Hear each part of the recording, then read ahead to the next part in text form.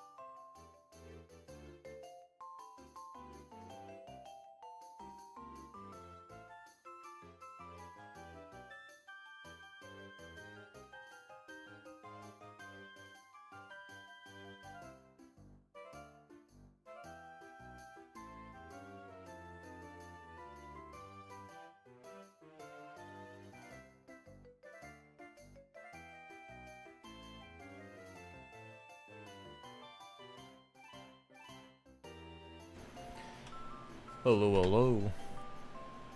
How's the microphone volume? Is it good? Is the music too loud? What do you guys think?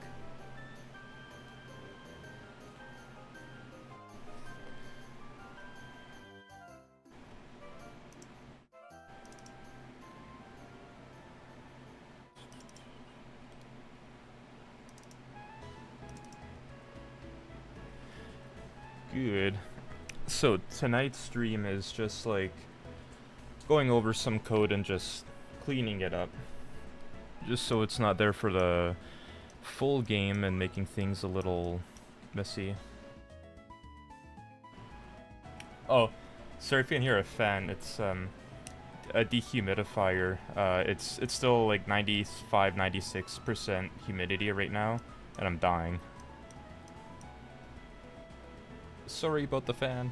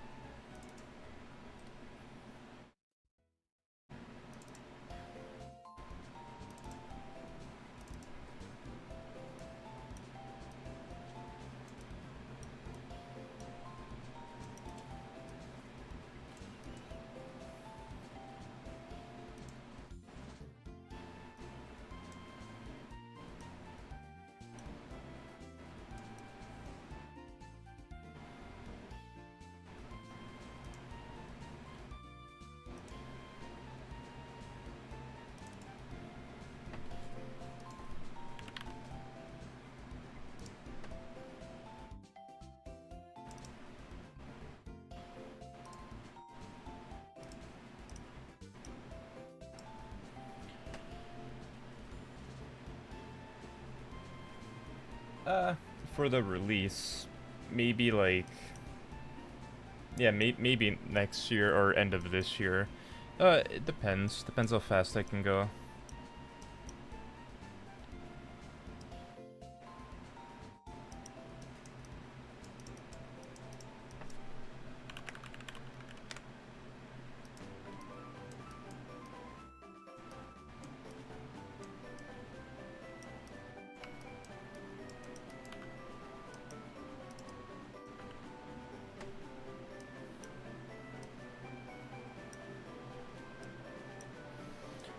So, a very popular crash is when people hit new game, and the game will just close.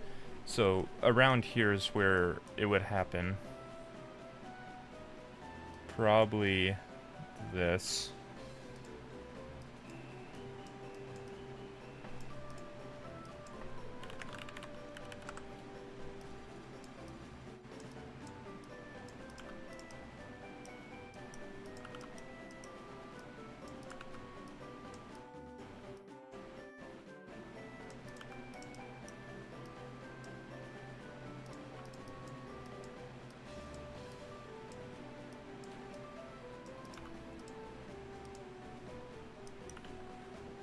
Best full game ever? Thank you. I will do my best to make it even better.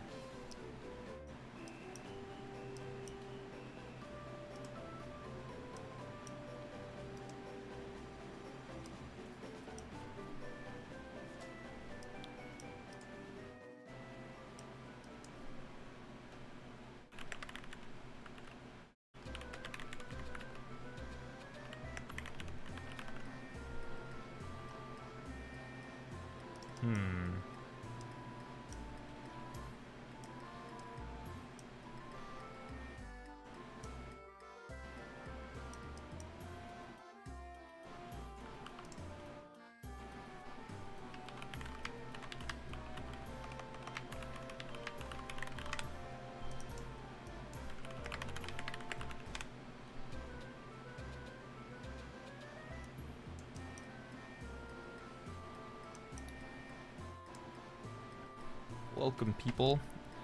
I was just saying before that the purpose of this stream is just to, like, just go over some code and fix things up for the full game.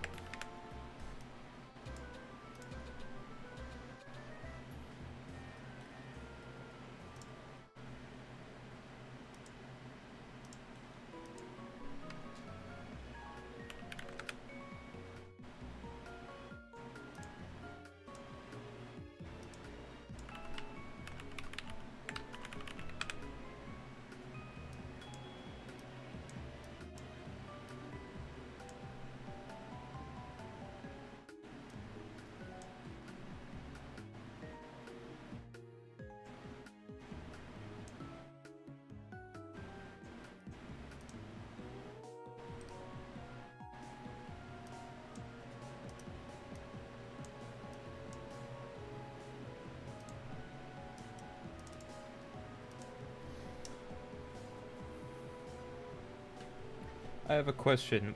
Will be obtaining melodic same pain as in the original? Oh, we'll be getting melodic the same way? Yeah. Yeah, melodic will definitely be in the game. I already animated it. If I'm understanding your question correctly.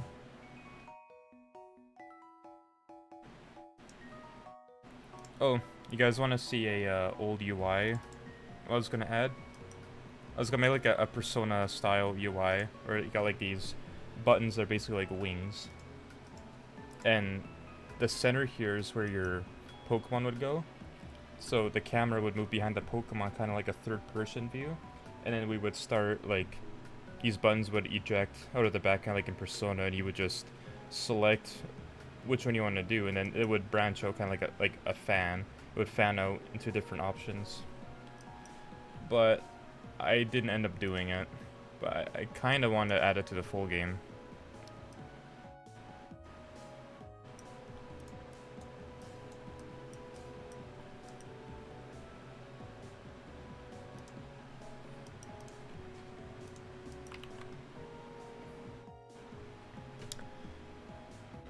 Let's see if we can clean up some of the stuff that would crash. So sometimes doing attacks causes it to crash. That's most likely from here.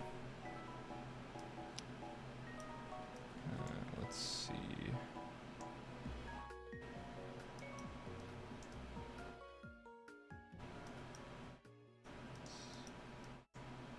Clean all dialogue.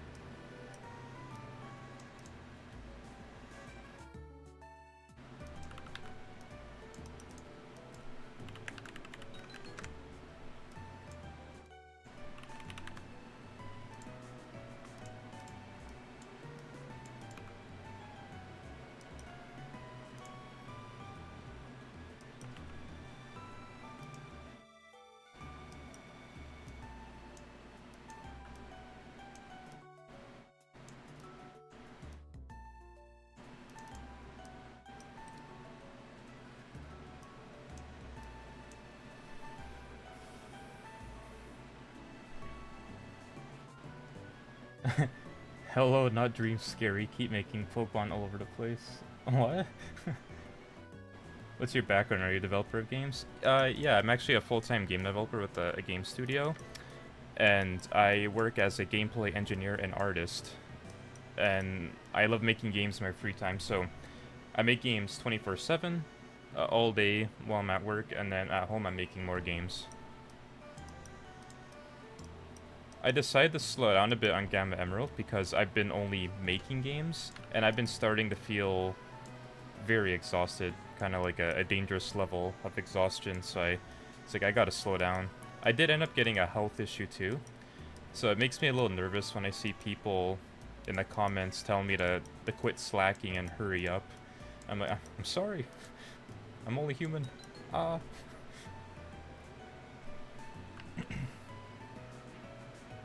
I'm not allowed to say what studio, unfortunately. Not for a little while yet. I can after, when the game is released. But the fun studio, I love it. Love everyone there. Let's see, so then this...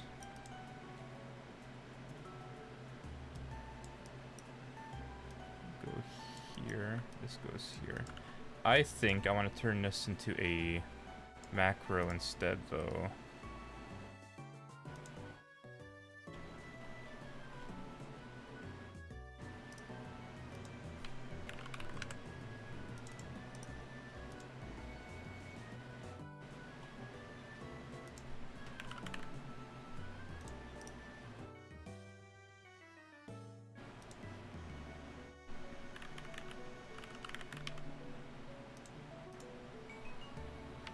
Let's see, combat, oops, macro, underscore combat.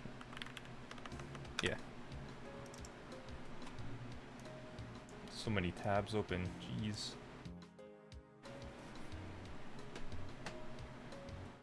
You can do whatever you want, bro. I'm happy you're making this and everyone else take time. Thank you. Yes, I am taking my time. I want to make sure it's perfect, but rest assured, I'm not slow when it comes to making games. I tend to do things pretty much too fast.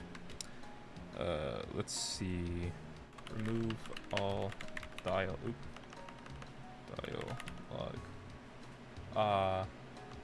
Remove all DLG. So I go back here. Let's grab what I just created. Let's paste it here. Then we'll have a executable pin. Call this start. And then we'll have one for completed. So we're gonna scan for all the unused dialogue that's blocking our memory. And then when we're done, we're gonna fire completed. So now, if I go back to here, I can type in remove all DLG.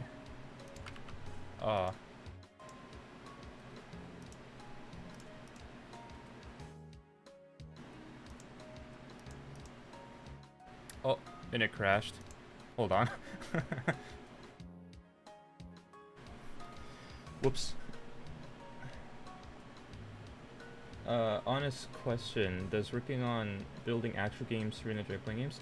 That's a good question. With me, no. I've been making games since I was 8 years old, and I'm almost 30 now. Making games is my playing games, basically. I find playing games more boring than actually making the game. From my personal experience, knowing more about what goes into games just gives you more things to notice. Yeah, when you're making a game,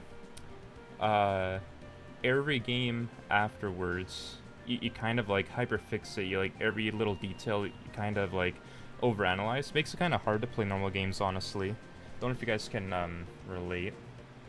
But basically, playing Pokemon games, I still love it, but like every time I play it now, every little thing like battle animations, battle attacks, movement, NPCs, I know how it all works now, so I'm always like analyzing, like studying every frame now instead of just playing the game.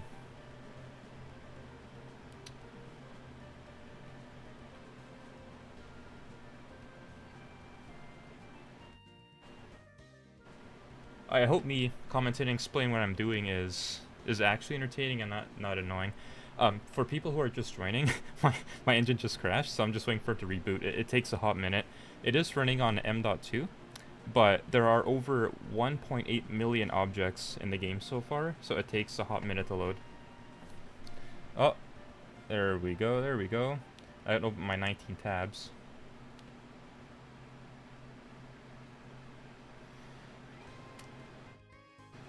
Oh, and feel free to ask more questions about the game if you're interested on how certain things work in the game. There we go.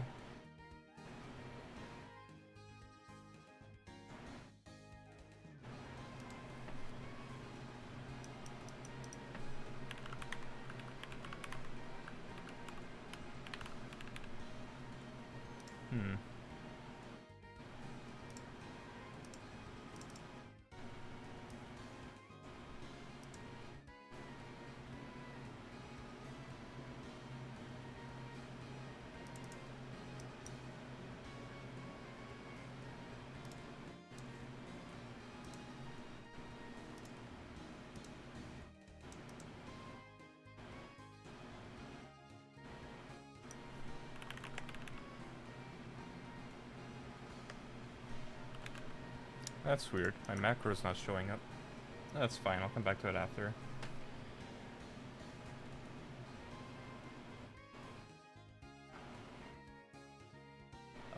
How many objects do you think would be in the game once done? I don't know. Millions and millions. What area of building Gamma has taken the most effort time? Is it design animations, rank, etc.?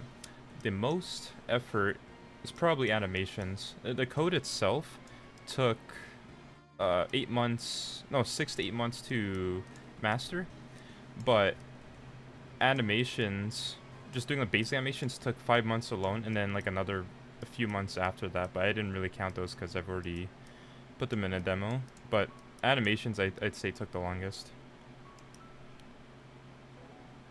So remove all dialogue. Oh.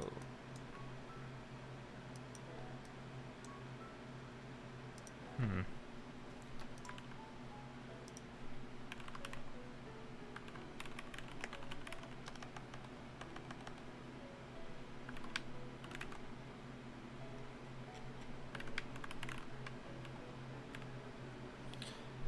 What the heck? Where is my macro?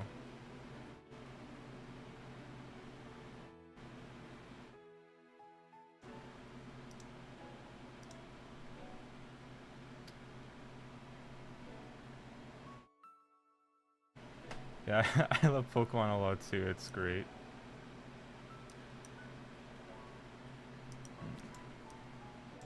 Alright, so what I wanted to do here, instead of a simple function, this is just like it's like a construction, basically. That's what the purple means.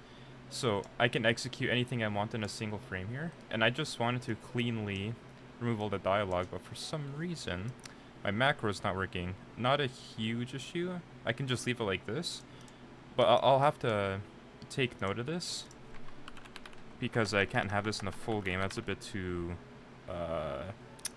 amateurish, I guess. To macro after. Here we go. That's when the move missed.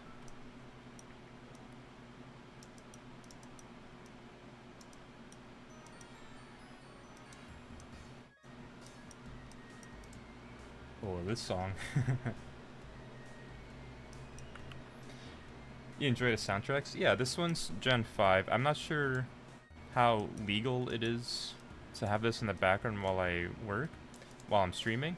I usually have the Gamma Emerald OST playing, but I've been doing that every stream now, so just doing something fresh.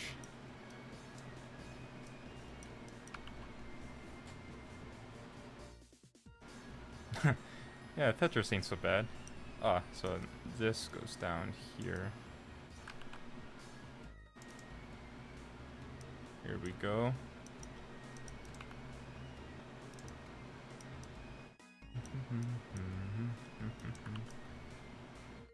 Okay. This is the poison effect, that's the confusion. Uh-huh. So, as I mentioned earlier in the stream, for those who haven't heard it, I'm just reviewing my code and just fixing things. So it's gonna be a lot of just quickly navigating and just rereading and rewriting some of the stuff I already had here.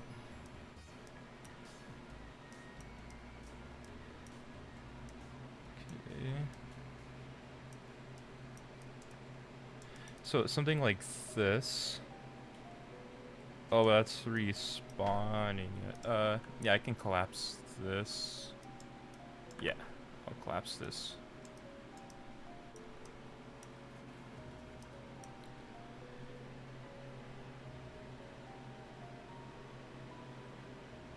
Yeah, everything that happens in the game you do have to calculate, like the damage, the accuracy of the damage, everything. Actually, have to attack. This is a separate event graph for all, like, just the ailments, so, like, frozen, paralyzed, burn, confusion, poison. These aren't even done yet.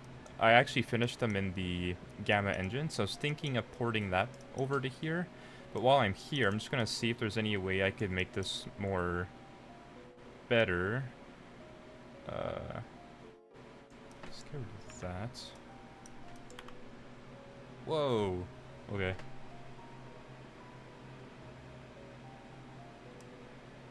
Oh. Yeah, no, let's not do that.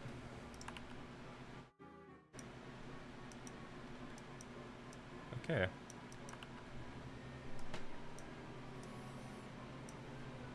Paralyzed was pretty tricky to make. You can see here that we got a 20% chance to paralyze, to do the paralyze effect. So, see when the Pokemon goes to attack, it'll roll 20 out of 100. If it's below 20, then we're gonna go up this route, and then this will execute certain things. Oh, sorry.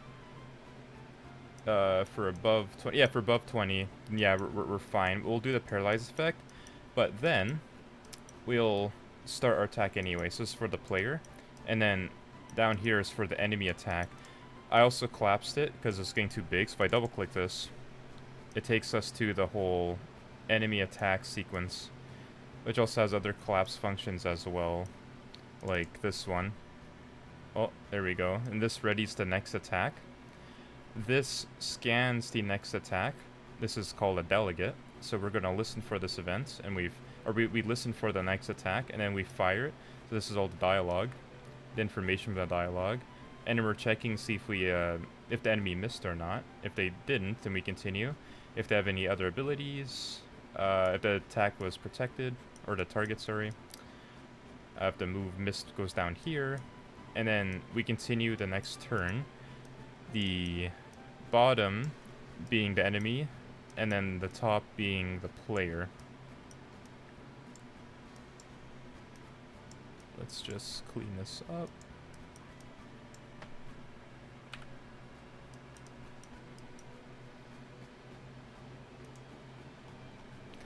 Was adding red to the demo.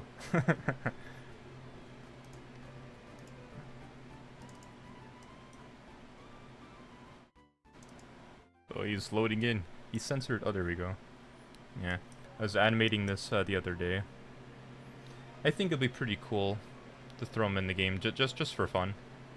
Give them all, like, the original Pokemon, too.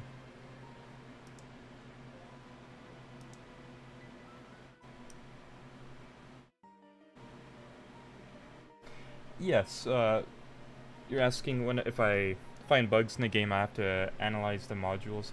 Yes, so that's the hard part. If there's a bug that doesn't have an error, such as, like, when the game crashes, and it just says, like, pure virtual function, that means something tried loading, but it couldn't do it. And that something is never mentioned because it doesn't know what that something is. So that means I have to go through everything, the thousands of things I have here, and analyze them one by one. That's why things aren't, like, those crashes aren't fixed already, because I'm just one person, and I have to, like, it takes hours to check just for one thing per thing, and there's, I think, 36,000, you know, pages worth of stuff I gotta go through and analyze, and they're called breakpoints. Like, say, for example, say maybe you do a special attack, and it crashes. That means I'll have to scan each node here, so it's like, okay, so we're gonna start off with this, make sure it's checking. So, oh, my breakpoint button's not working. Oh, I can't even do here. What the heck? Well, anyway, I'll have to check each node, make sure, like, things are being transferred.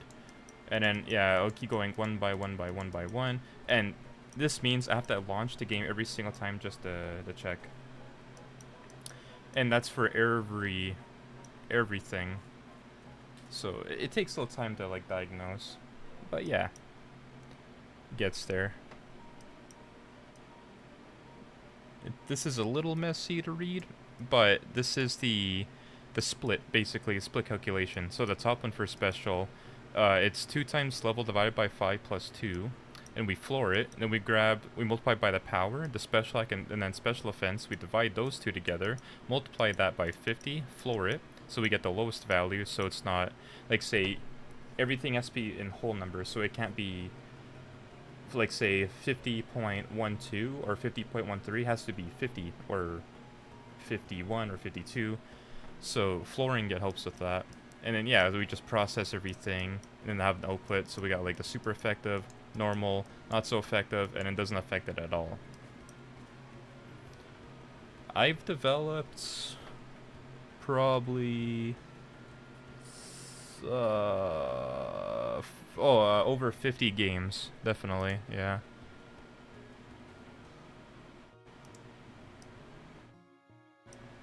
Gamma Emerald, I think, is my 51st game I made.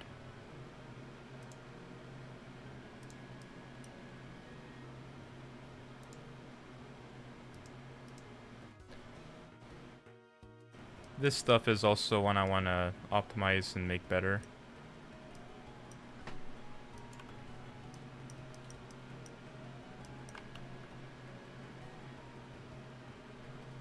I've answered this before, but have you thought of contributing to help, or having contributors help in the game?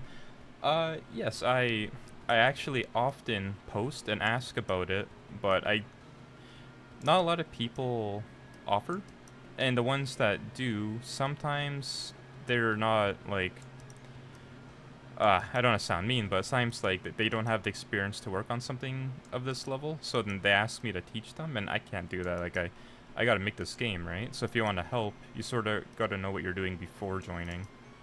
And I've been asking before the demo's even released, and no one's been able to help other than like Sawali, and she's a fantastic artist. She's the one who's been helping with the trainer sprites.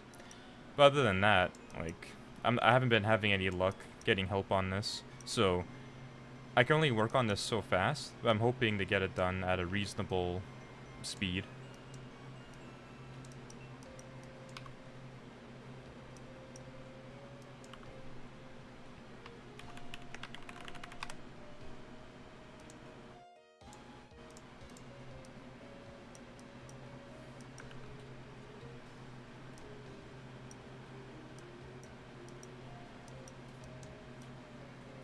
So if you guys seen my tutorial on how to do the movement, you might recognize how I have this set up.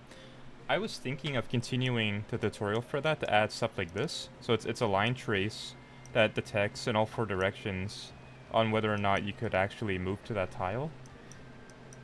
But I don't think the tutorial has been really useful or entertaining enough, so I was just thinking whenever I finish that engine, I'll just have documentation in there on how to do stuff. Unless you guys really want tutorials on how to do this yourself. I started developing this game January 6th, 2024. My goal while developing it, I've been working on this every single day until the release of the demo. And my challenge was work on it like a handful of hours every single day without missing a day. Back in August, I got very sick. Like, not COVID, but I had a very bad flu where my temperature was incredibly high, where I was very sick, and I live alone. So I was having a very hard time taking care of myself and working on the game. But even then, every single day I worked on the game without stopping, all day and all night, even though I was very sick. Not really responsible of me. Should never do that, but I was obsessed with completing my challenge.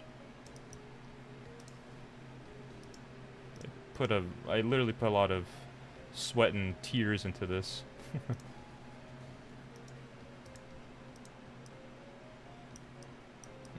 Let's see, so that's that movement.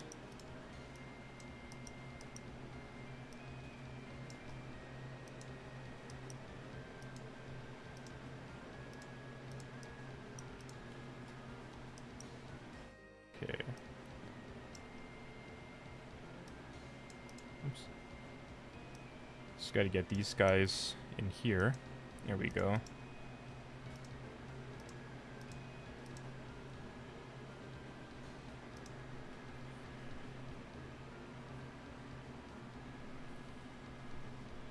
Do you ever get stuck on some parts when you don't know how to fix something?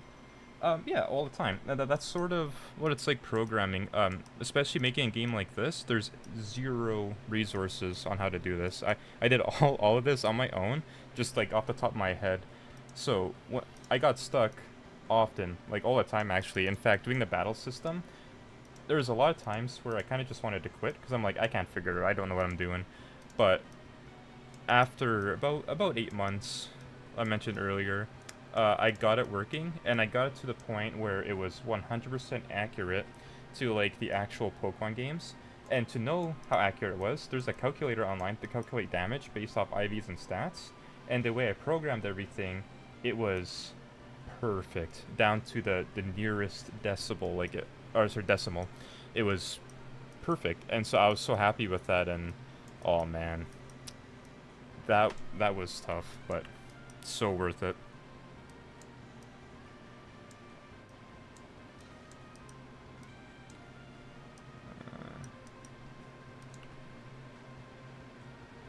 Oh, I guess I left this in a demo.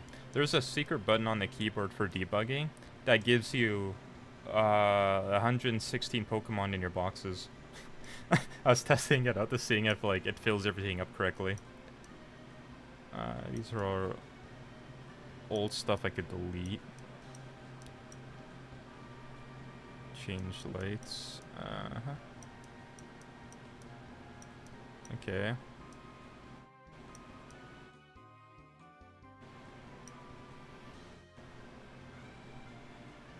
Let's see.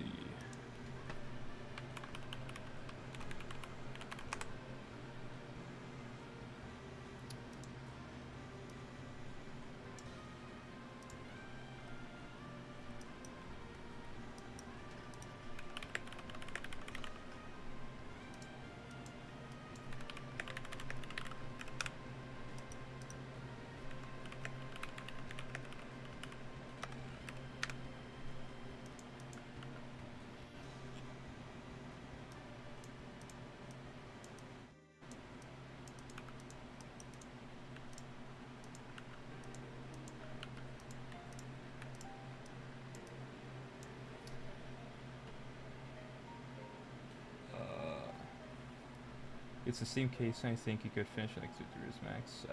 I don't think it would take 3 to 4 years, because once you build everything, like the battle system, the inventory, the Pokemon boxes, the animation systems, it's all done.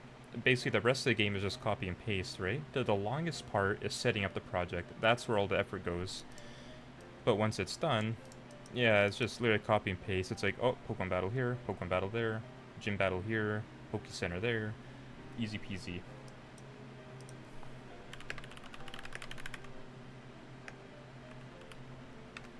Spelled that wrong.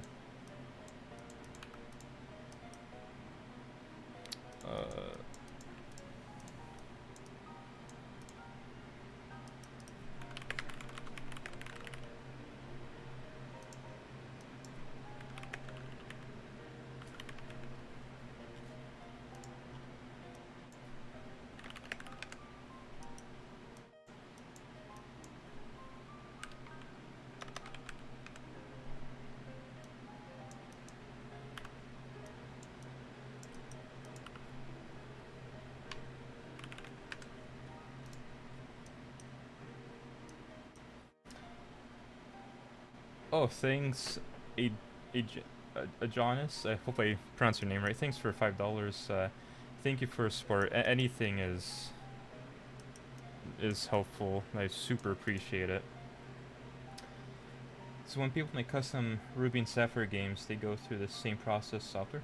Probably. Every game developer has their own different setup on how to do things. I'm self-taught. I never went to school for any of this. Like, I literally just, like, as a kid, fiddled around with game engines and programming until I figured it out. But that's like a lifetime of just doodling around. And yeah, it's everyone has a difference. Your graphics do look a bit different from the other custom games I've played since they stay in line with older sprites designs. Yeah, that's true. That I can't help. That's just my art style. It's how I draw sprites. I try to mimic the original one, but I can't help but like do my own habits in it. Are you using AI in any way during this game? Hell no. I don't really care for AI. I think AI is cool as a tool, but I do not use AI for game making. It's not responsible. It's not like reliable, especially for generative AI. Like don't use it at all. When you're making a game, say for Steam, and you're using generative art to make your assets, your game will get banned. It's not okay because you need to claim the rights to those assets. You can't claim it if you didn't make it. So definitely no AI. I hope you're not going to release it for free. You need to make some money back for all our work you're putting it. Unfortunately, since I don't own the Pokemon IP, it's going to be for free. I have no choice about that. Like I don't own Pokemon, so it'll have to be for free.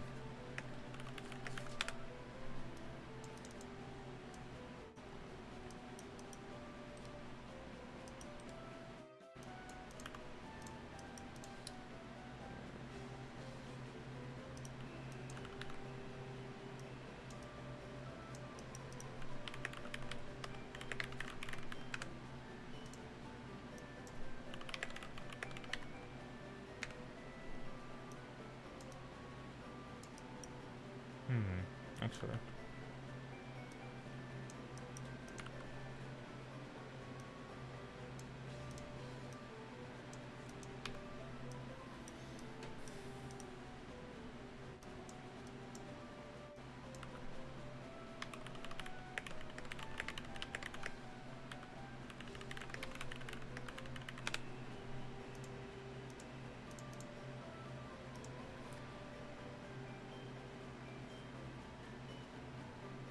You can use it for textures? No.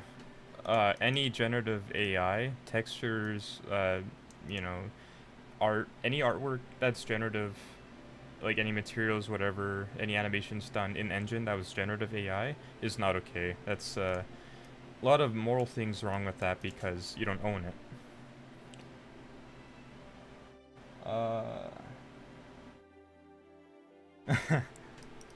Well, technically the demo is released, so you guys can play that. Should be able to see the links on the screen there, itch.io and GameJolt. Alright, let's go back to here.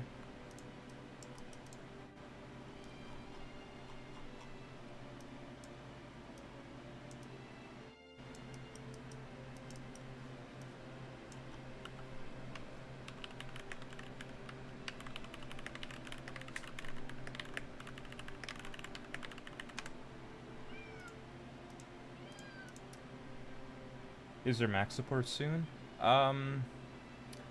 Mac support will be for the full game, not for the demo. It takes a bit of work, and not really worth it for the demo itself.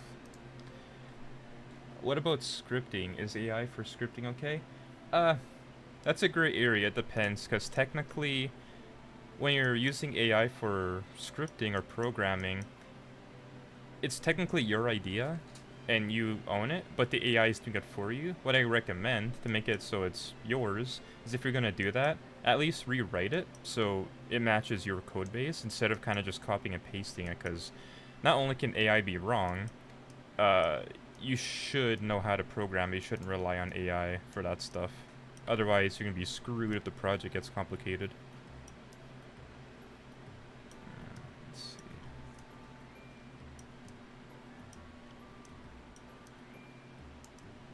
Yes, the messy event begin. By the way, my projects don't normally look this messy. For the demo, I kind of rushed things, like, just to get things up and running, like, good enough. So that's why there's some crashes or bugs. Let's test how frequently we get, wild encounters now.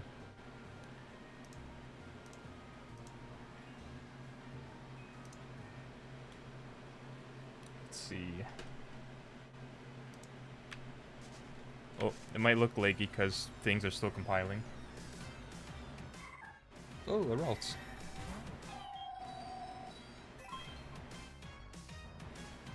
Okay, now let's see if it keeps spawning. Oh. Yeah.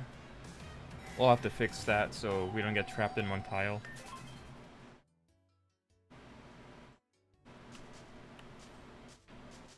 Nah, I don't need to catch it. I'm the dev. I can just spawn one and shiny. Oh, another alts. They're very rare. They're 3% spawn rate.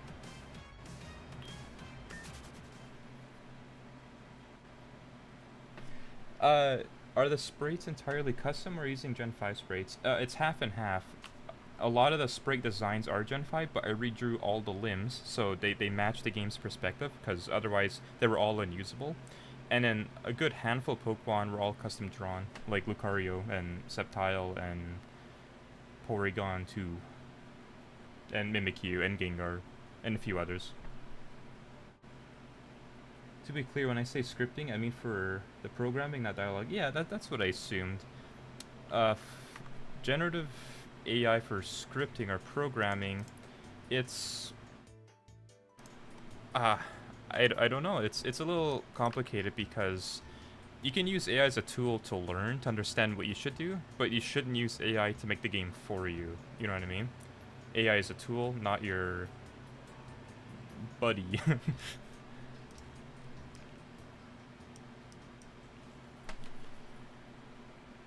Shouldn't the swap be like every 4? Not sure what you mean. How do you determine which Pokemon sprites to redraw entirely? Well, it's every sprite, right? Like, so every sprite was wrong. Everything was done at an angle. So, like, say the back foot and the back arm were lifted higher, because they're meant to be looked at from down from the top view at an angle, just like in the DS games. But my game's not like that. It's completely front view, and it's flat. It's completely like a platformer. So every single sprite had to be redrawn and remodified in order for it to work. So that took 2 months of redrawing 211 Pokemon, or 212 Pokemon from the front view, 212 from the back, and then all the shiny versions. So that's 448 Pokemon or so, plus all the extra ones I added. And then I was able to animate all those, so that was another 3 to 4 months, which was a total of 6 months already or so. And then that was enough just to get the demo Pokemon done. So the way to determine it is, do the poses work? If not, then you got your answer. You just got to redraw it. And that's kind of like an expectancy when you're making a Pokemon game technically from scratch, is you're gonna have to recreate everything yourself anyway. If you could remake another Pokemon game out of an Emerald, which one would you choose? I love her personally. I would remake Platinum. I love Gen 4 a lot. I actually been thinking about remaking Gen 4, but I'm like, well, one project at a time.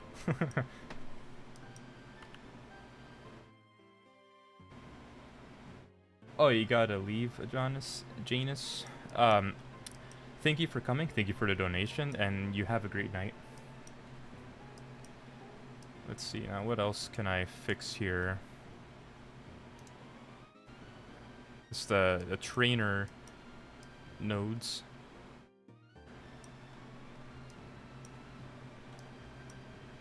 Let's see, so this is fine, this is fine. This is not doing anything.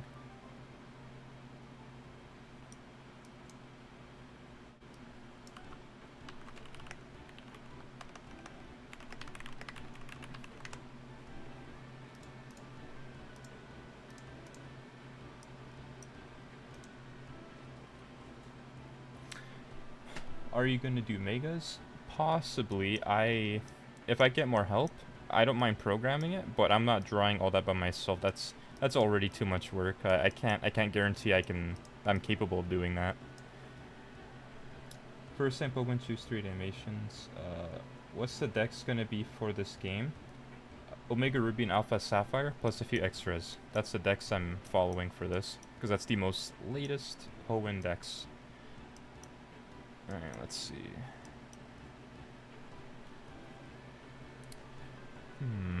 That's the reward money.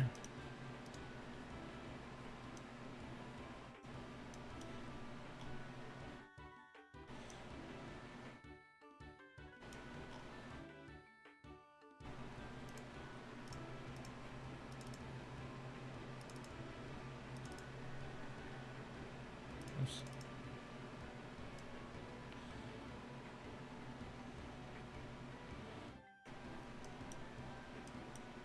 I just gotta make sure everything in here is correct.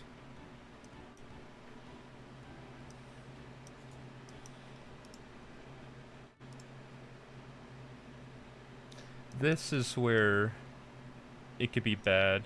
This is a hard cast to a Pokemon base, but that's not good. Okay.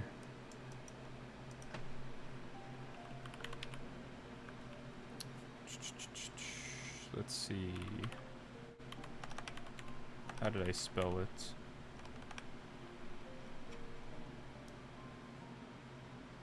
Oh.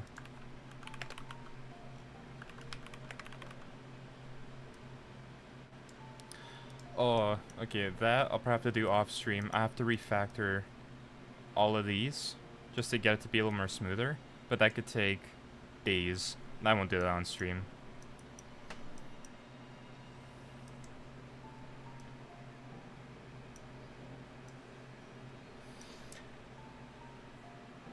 For anyone wanting to learn how to do this, maybe you can like analyze all these little nodes, because this is how that each attack flow works.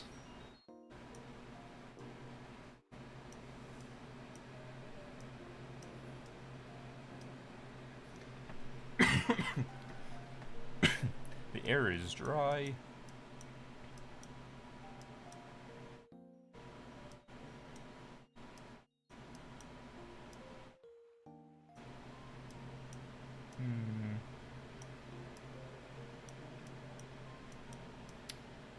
So then at the end here, this is where a crash could happen. Well, I guess I wasn't using that anymore. Let's see. Grabbing that. No, grabbing this.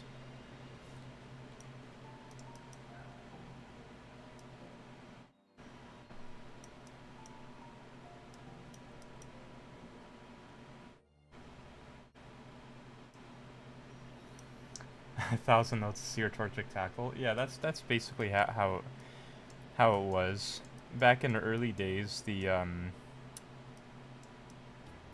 attacks were very complicated. It was a lot of work just to see like if they took damage. Let's see, so we can do the heal here. We can remove this now. Okay.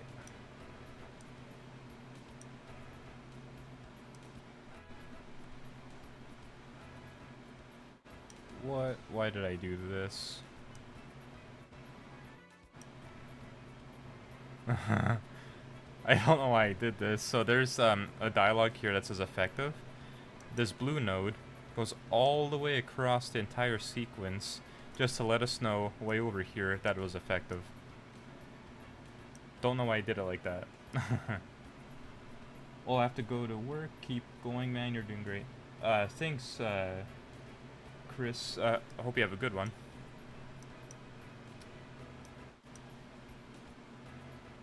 Hey, Niles.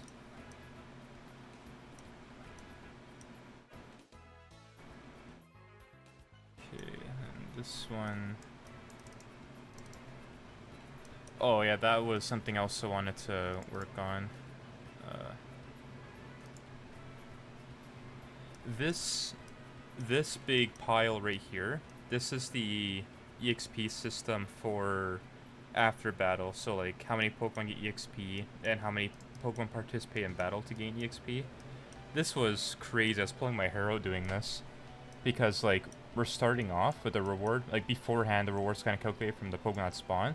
Then we're checking the reward if it's possible, go through a whole loop, wait for a timer to make sure, like, we can gain EXP. And then we're going to check for EXP bypasses, which is over here for the party slots. Then we go back over here. We do the stack EXP, so we're going to stack EXP based on different types of variables, like different encounters. And after that, we're going to check to see if there's any EXP to add. So we're going to check, let's see. First, I guess check the sound, make sure the sound stops when it does. If there's any EXP share enabled, and then we're going to do the dialogue that says X amount of Pokemon gained EXP, and then down here, this is just individually. So say you use only 3 Pokemon in the battle, and the EXP share is off, then we're going to go one by one to say like which Pokemon gained what EXP and how much. That was really hard, and after that's done, then we're doing this whole looping system right here to determine which party slot is currently active, so which one's getting it first, and so we scan in order of which Pokemon were in battle at which time in what order, and then we add EXP. We calculate how much is left. Once we're doing that, the loop will stop, check again to continue gaining the EXP, which looks like back here, do the whole thing all over again until we eventually run out of EXP to add, and then we go down this bottom route here, which then checks, okay, so is there a Pokemon coming out next, or is that the last Pokemon? If there's another Pokemon, then we're going to the trainer segment, and we're doing all of this to see, like, okay, how many Pokemon are left, what Pokemon is next, grab their name, say, like, they're coming out, and then do the actual animation and dialogue being like, oh, Team Magma sends a Poochyena, while over here, if there's no more Pokemon left, and EXP share is finished, then we do the trainer lost animation, which goes back to all of this, which this is like the dialogue, animation triggers, sound effects, music, and then we do the after battle checks, which then goes back into the dialogue, which is over here. And in this, we scan for everything after that over here as well.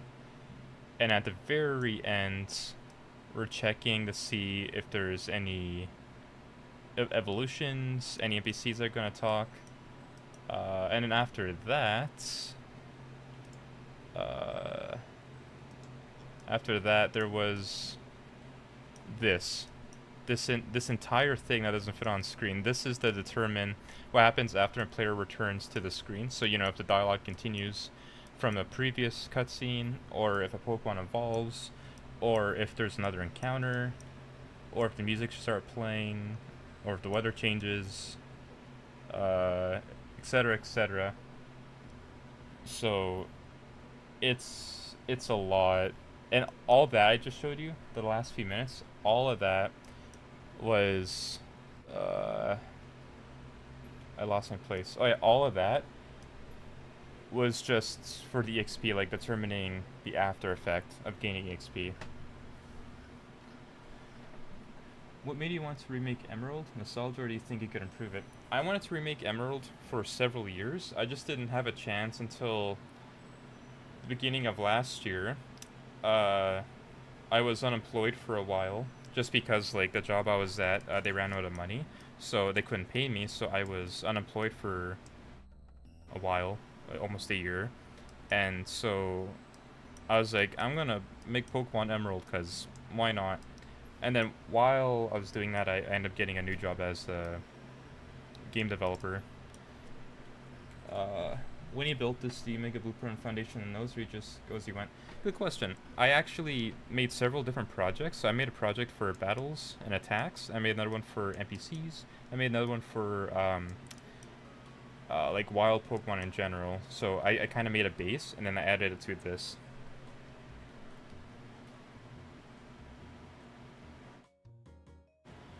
You should work, gain money, this video always be here. Not sure what you mean. It's a live stream.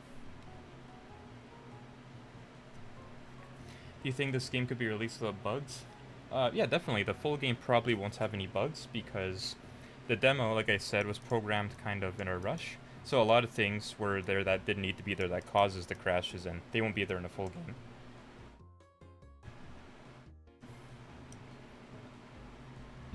Oh, Niles, you're talking to GV about going to work. Okay, I see.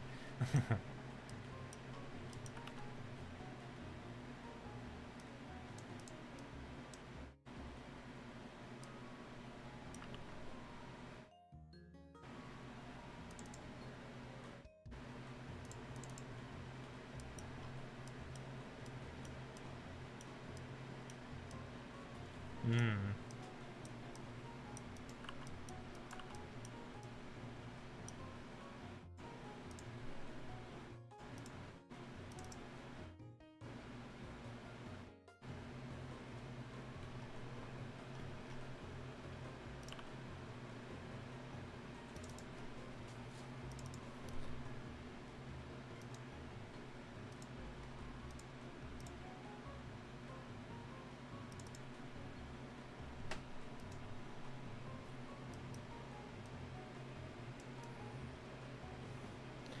All of this, by the way, that's like really hard to read.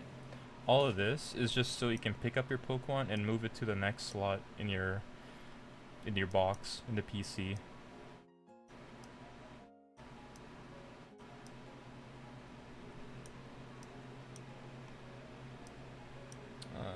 everything is still correct or something. I need to optimize this because it, even though it looks a little messy, it's pretty optimized already. Things are pre-cached. Remove the caches, we're not using them. References are cleared. Yep, this is fine. I wonder. I'm gonna save it first. I wonder what happens if I auto-organize. Oh, nah.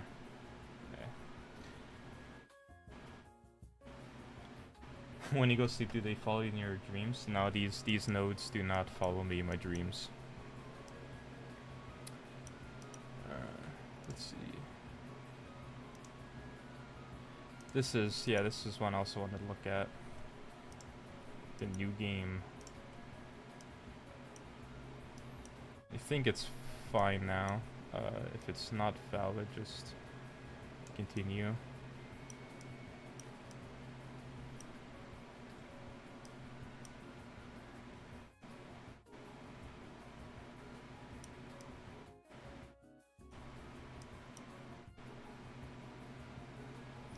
Have you ever tried Godot? I don't know how to pronounce that. No, I haven't. I heard good things about it though. I do use a software that was made from it though, called Pixel Over. That's what I used to animate the Pokemon. Anything to optimize here?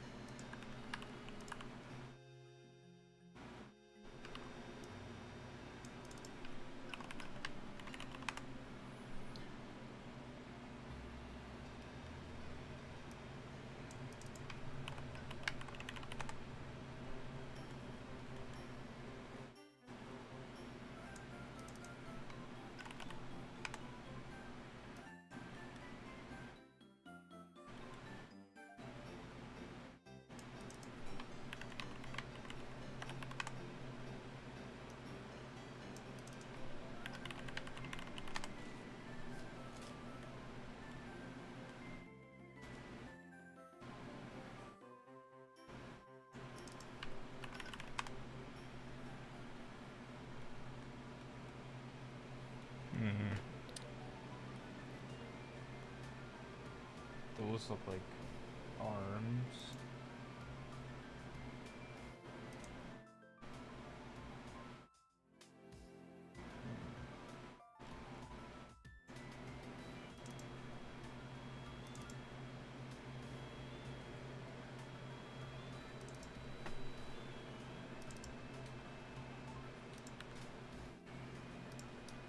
Need this dude.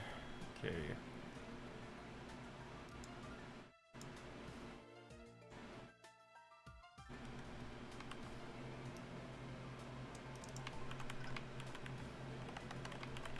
Oops.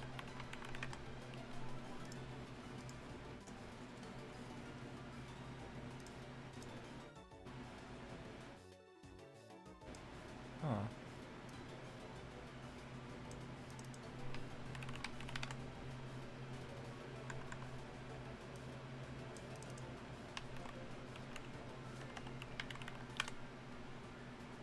Just setting parts right now for Venusaur, because I'm going to add him to the game. Flower top.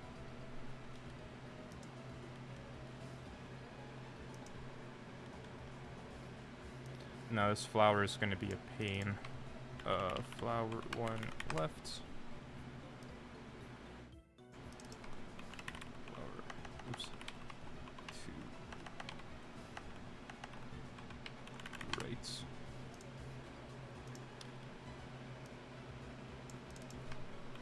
Flower 2 left.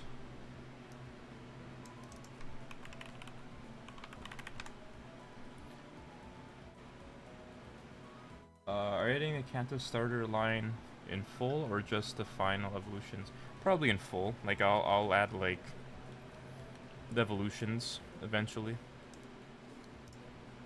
Okay, so flower back left.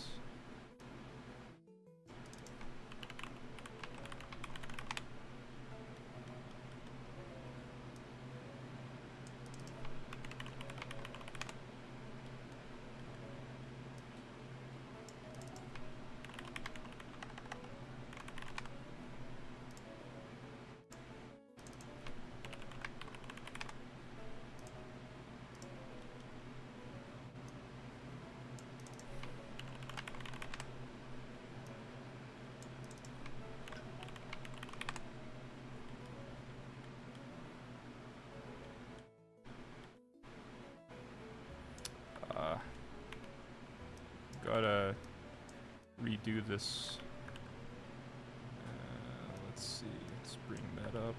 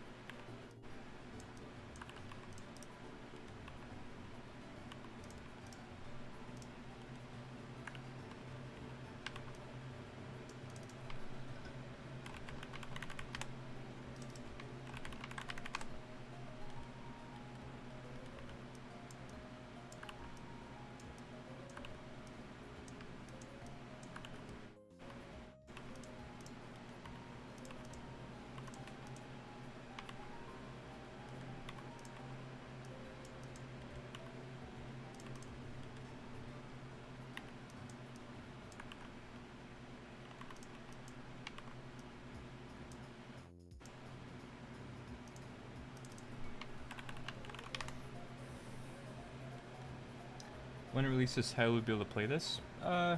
Computer.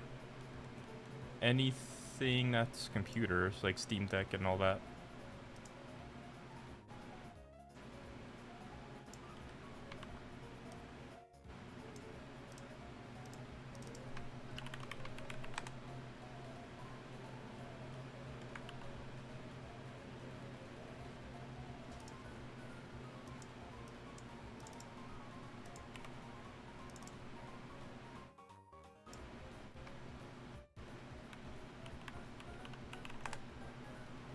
Spelled that wrong.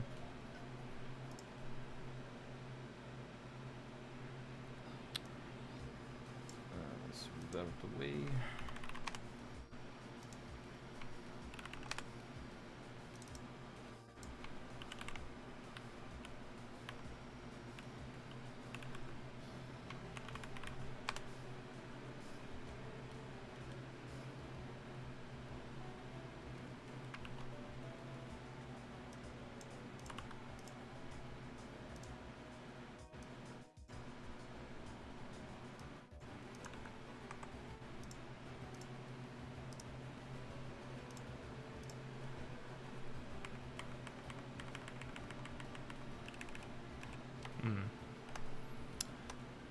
Oh, I don't remember the script.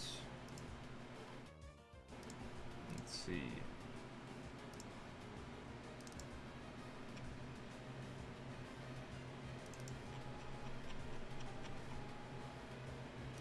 Oh, there we go.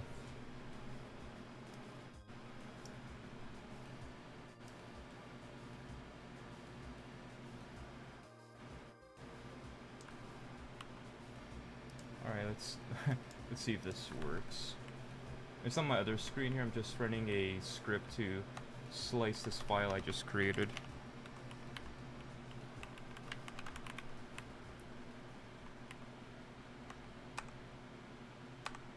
Oh. What the heck?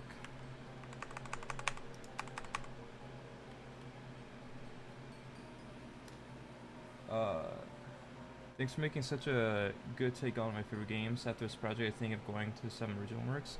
I've made plenty of original works. Actually, I'm making an original one right now. I actually rarely make fan games. All the games I make are usually original.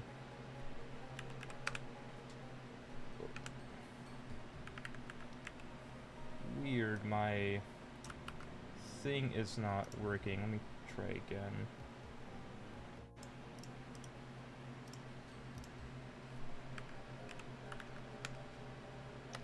No. Stupid thing. Ah, screw it. I'll just do it after.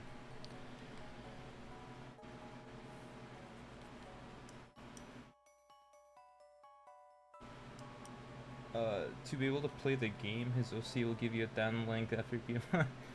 No. So will the Pokemon in Gamma Emerald be stuck and it wouldn't be able to trade? I'm not sure what you mean. If you're talking about like trading between other Pokemon games, that would be impossible because I didn't work on those original Pokemon games. I don't own the source code for it, so my save system is completely unique and original. So unfortunately, you can't trade from Gamma Emerald unless you find a way to convert all the data into something that could be used in Pokéhex or something, but that could take like a lot of work. Well, I will look to see what you have out to try. Are they all 2.5D or 3.12? There's some 3D, some 2.5D. My most popular original game I made was called Siren Head. Back in the day, that was like, the internet went crazy for Siren Head. That was like my biggest game ever. No one knows that I made it because I used a different name, but yeah, that was, I love making horror games.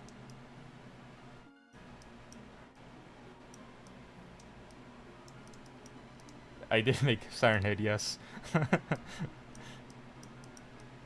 It was a fun game to make, nice and spooky. Big tall boy with sirens running at you.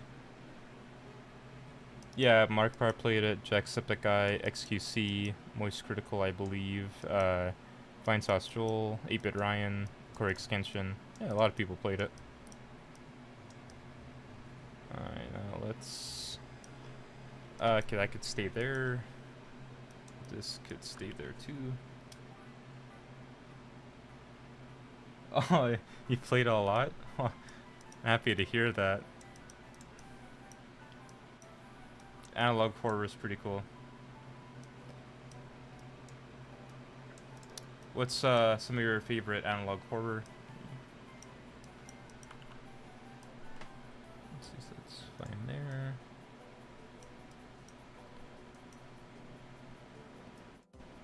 Cast this to here. Oh, I already optimized that.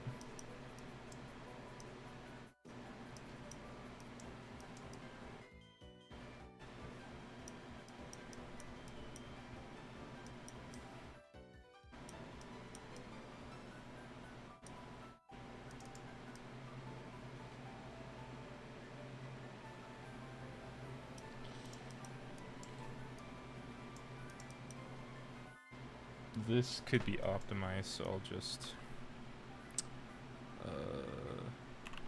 oops.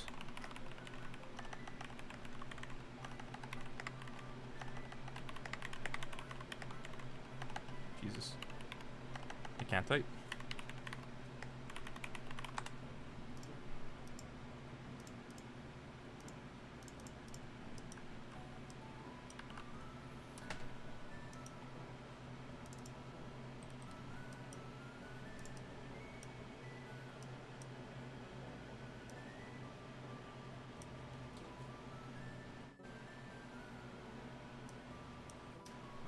Oh, you played the Escape the Backrooms? I was working on Escape the Backrooms project. Well, sorry, not Escape the Backrooms. I was working on a Backrooms project.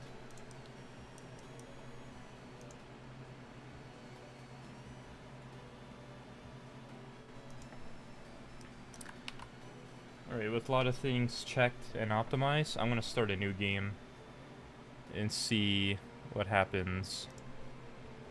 Oh, it's probably gonna be really slow because I'm playing through the engine. We'll see.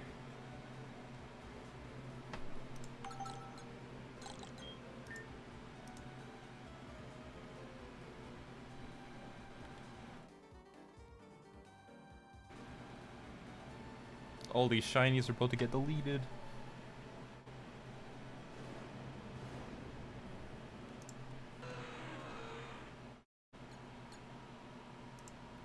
Goodbye, Pokemon. Deleted.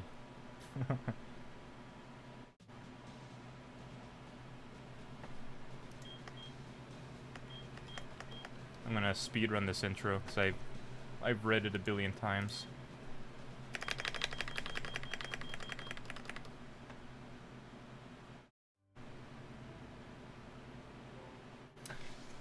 Have I been able to figure out a transfer demo Pokemon to the full one? Yeah, I found a way. It'll just take some extra work, but I'll probably do it off stream.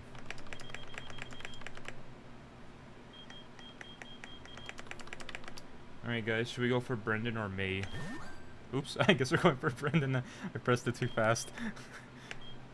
I'm gonna call him But. There we go. I wanted to select a May, but no, I failed. So fun fact too, so the music playing right now, my friend Nate made that music. The music about to come up, I made this one, the angry piano music.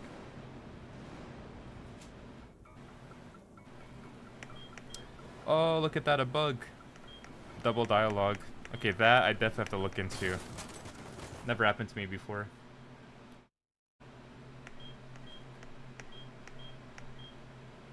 Probably because I was pressing the buttons really fast, so it restarted the dialogue.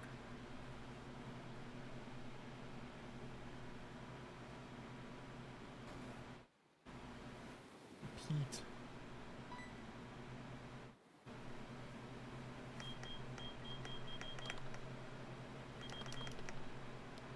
He's a little freaked out buddy.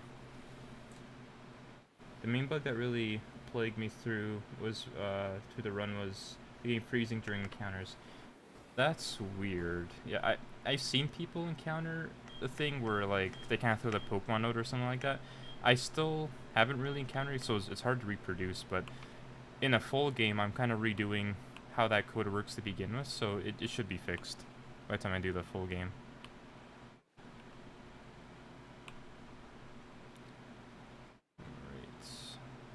I'm gonna pick Trico.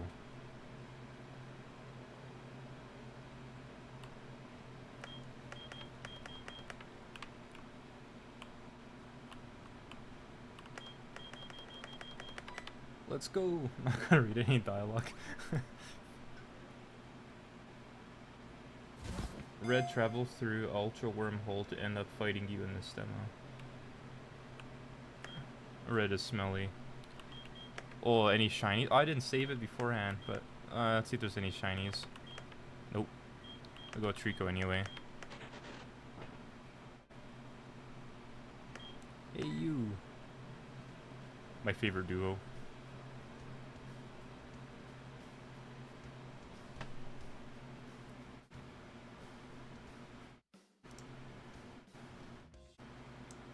Oops, there we go.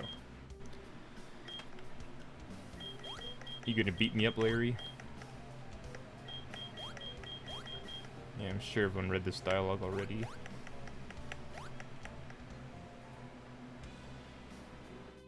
So one bug I'm trying to get to right now is if I keep spamming the dialogue, sometimes it causes the player to not throw the Pokemon, which I've seen people replicate, but I couldn't replicate it, so hopefully I get it here.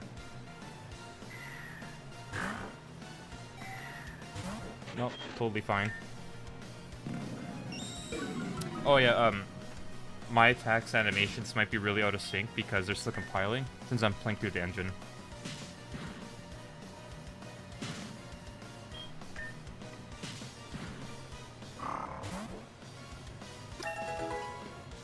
Oh, there is a thing I added. Don't know if you guys noticed, but in one of the updates, the last attack you chose is now selected when you're like doing battle, so you don't have to keep like selecting the same move. You can just keep spamming fight, and it'll play the last attack you did.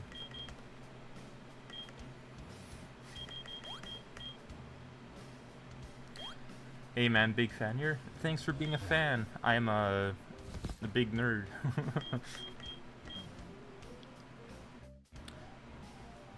I'm not gonna try for the shiny Beldum, by the way. I'm just gonna grab it.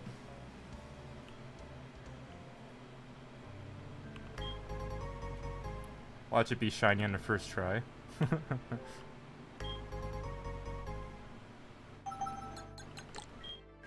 Save. It's not shiny! Wait, what are his stats, though? Oops, mediocre. Not good enough. Oh, I don't think Nintendo cares about the demo. It's been out for a while. What's the first stable restate looking like? I have no idea. There's way too much to do, so it's impossible to put a time frame on it right now.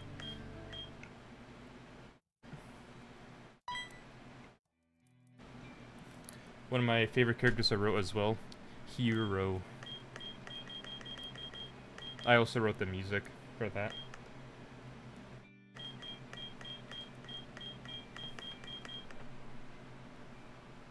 Goodbye, Hero.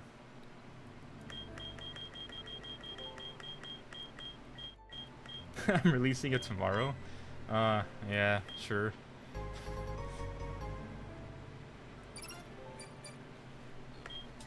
Follow my Patreon and Twitter, and you'll get it.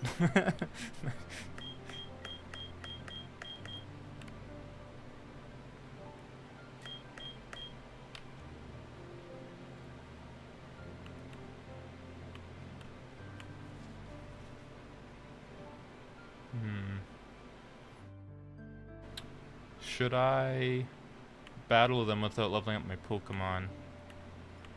I think so.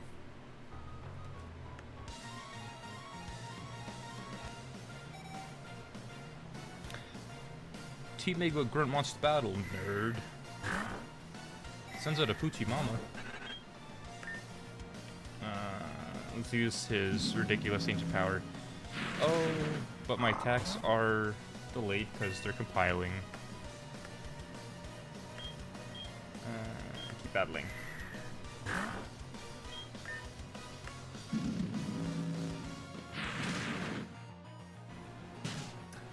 Do I know where I'm gonna put the Kanto starter spawns? I'm gonna put them in my back pocket.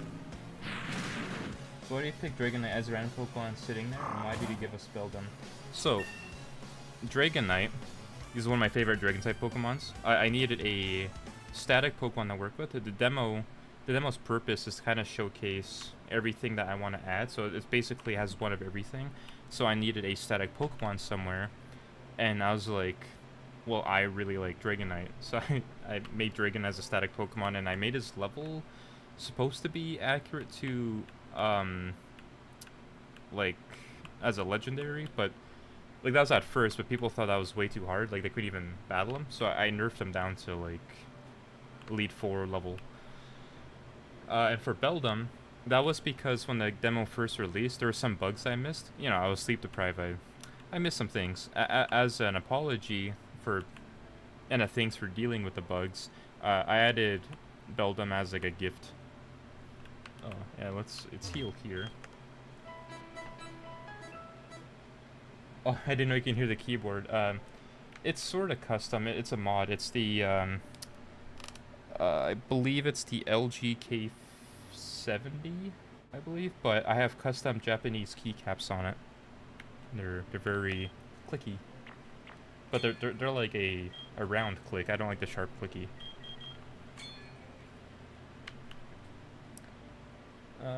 Let's see. Shiny rolls.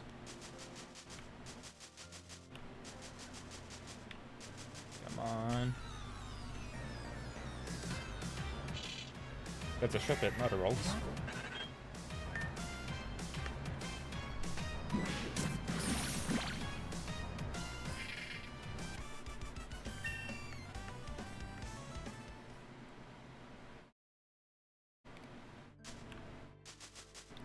You gain 4 Poke Snacks. Oh, did you guys notice? The grass here is a lot shorter than right here. Like, it covers up to his waist, and here it's like down to his feet. I just noticed that.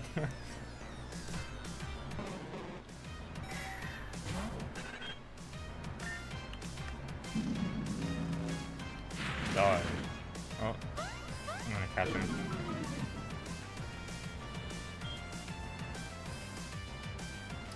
Random late night stream. What have I done to this? Just, I was just working on things.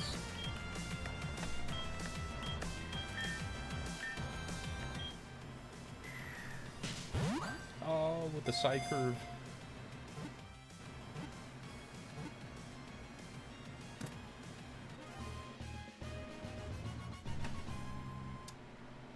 Nicknames is something I gotta do as well, but that'd be for the full game.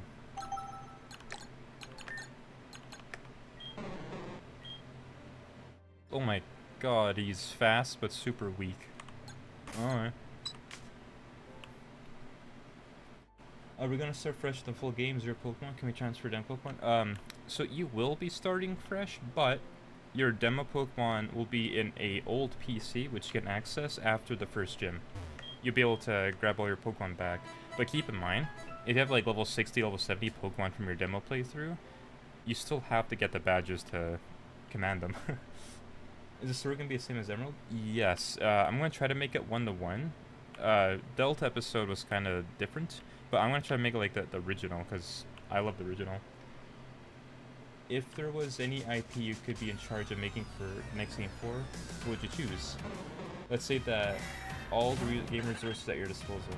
Oh my god, that's a tough one. I would love, obviously, to do a Pokemon game, but there's so many. I would love to actually make a Batman game, if I could. Like, Arkham Asylum or something. That'd be really cool. There will be trading in the full game, and about megas. No megas as of right now, unless I can get more people to help me.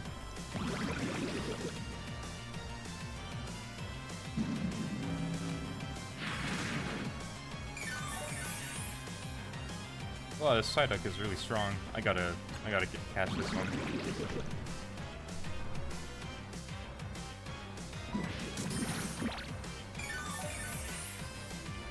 Would it be possible to use a multiplayer in the game? Yes, actually, that's on the roadmap. I want to do, like, battles, trades, and free roaming with, like, your friends and all that. Like, make, like, a lobby type thing. But that's for the full game. I'm not quite there just yet.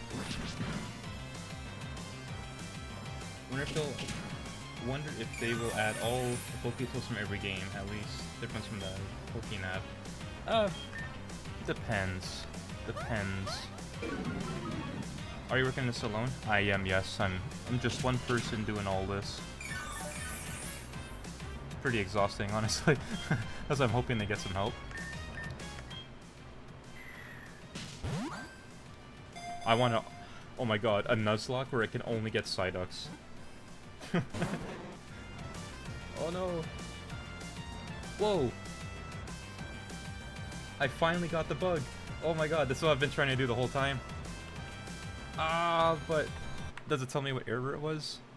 Let's see. Try to get focus.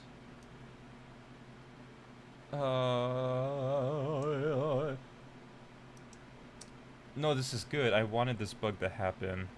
Because I want to see. Okay, so it doesn't say anything about a bug. So we know when that happened. So I attacked. And then dealt damage. And then it used its Aqua Tail effect. And then the game could not continue. So let's go...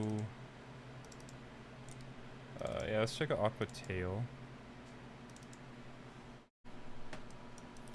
Let's see, so are we enabling anything? I forget.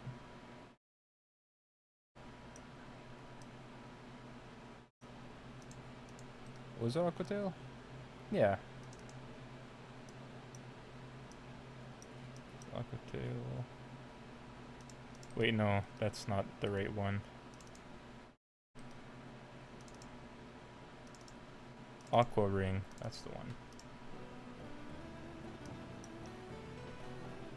So the game did that non-stop for you? Yeah, that's weird. So there's probably something to do with how I programmed it. In the GAM engine, I programmed all that stuff completely different. It's impossible for it to break because it's on a sequential line, while this is more of like a reactive thing. So it only works if the other target can react. Oh, here we go.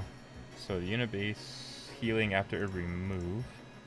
So then let's go to the combat components. Control F. Healing after every move. No results found. Okay.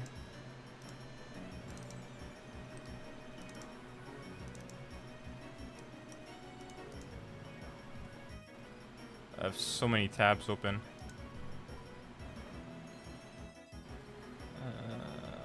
Let's see.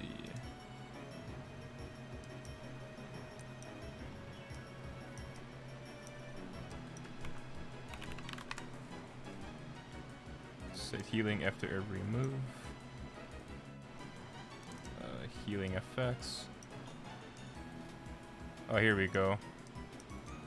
So we're gonna heal. Start the healing process. I'm gonna stop, play the dialogue.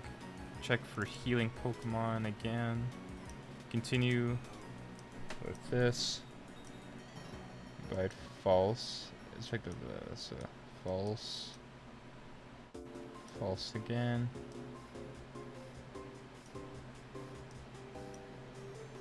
Okay, so check this. And status check. Do effects.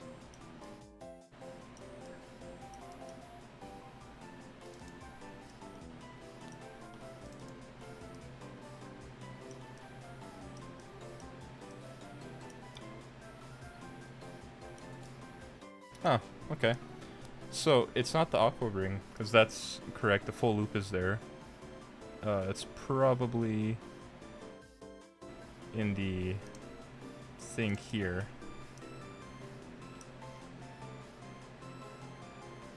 Check mons to heal.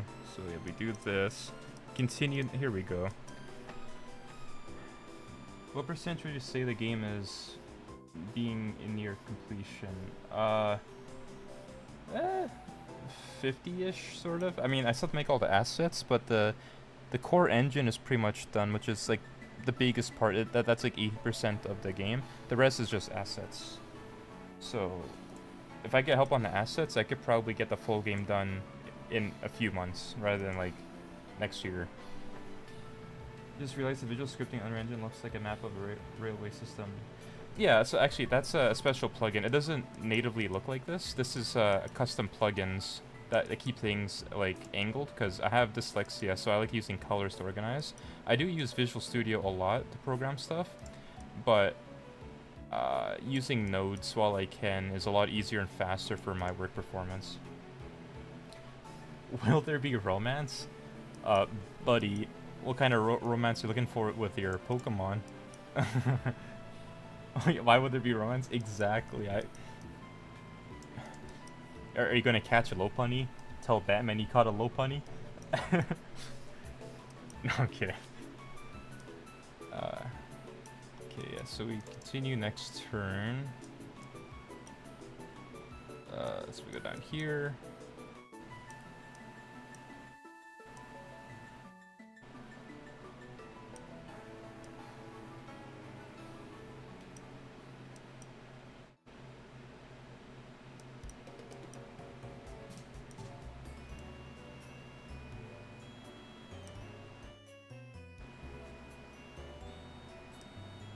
What the heck?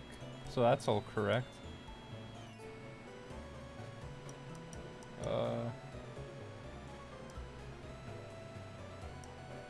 What's...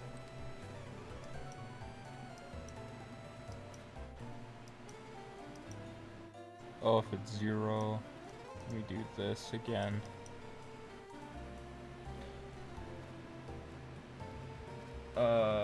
There's no laws against the Pokemon Batman. Oh no. What's the plugin? It's called Electric Nodes. So you can have like a railway system, that's what the style's called, or you can just have it so everything's kind of just like square and like a circuit board. How did you learn to do this? Self-taught or took some kind of class? I'm self-taught. I could never afford classes, so everything I do is literally just because I spent a couple decades reverse engineering games that I liked, including Pokemon. That's how I learned reverse engineering. Also, are you concerned that the Pokemon company coming after you? No. I follow all the rules. I work in the game industry as an engineer, like a gameplay engineer.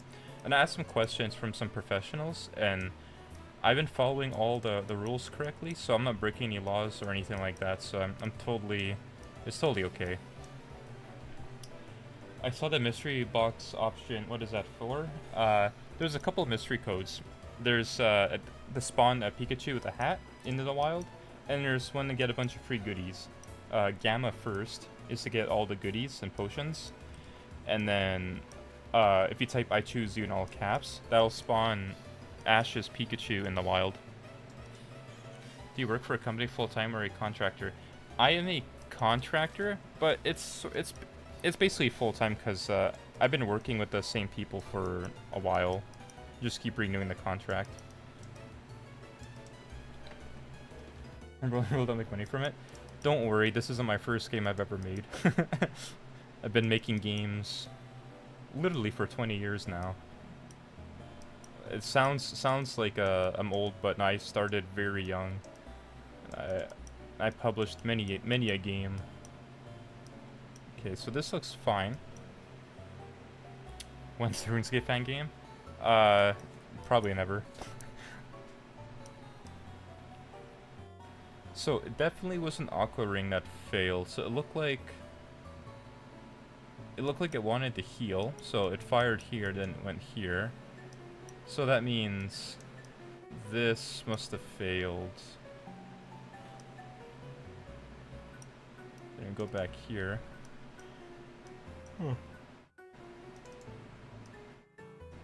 Then we go back here. So it looks like there's a loop happening here, but I can't see what is causing it. Let's go here. Just in case.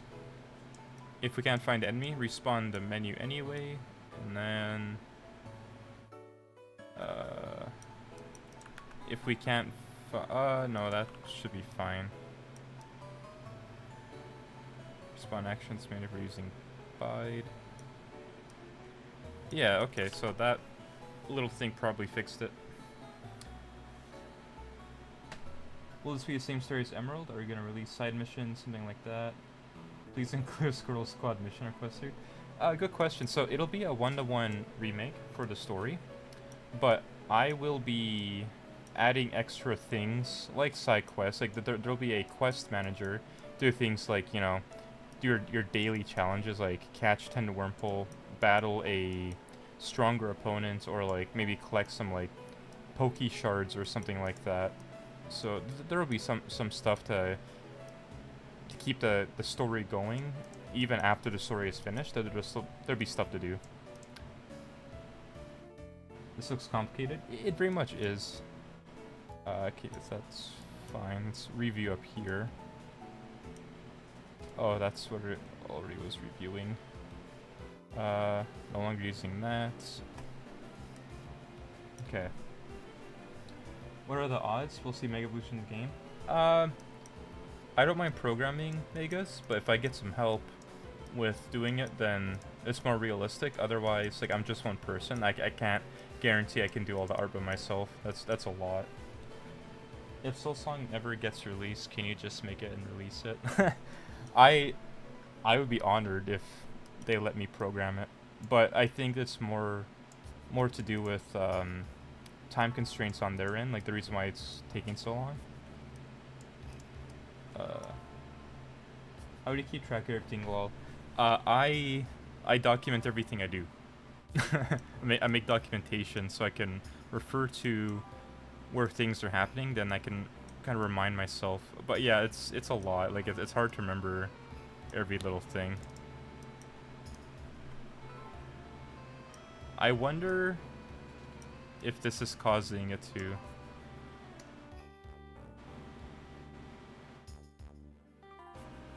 Oh, welcome back, Jonas. I'll be done soon. I usually like to stream for a couple hours, so we're nearing the end. Looks like the game is in its greatest hands overall. Oh, thank you, yeah.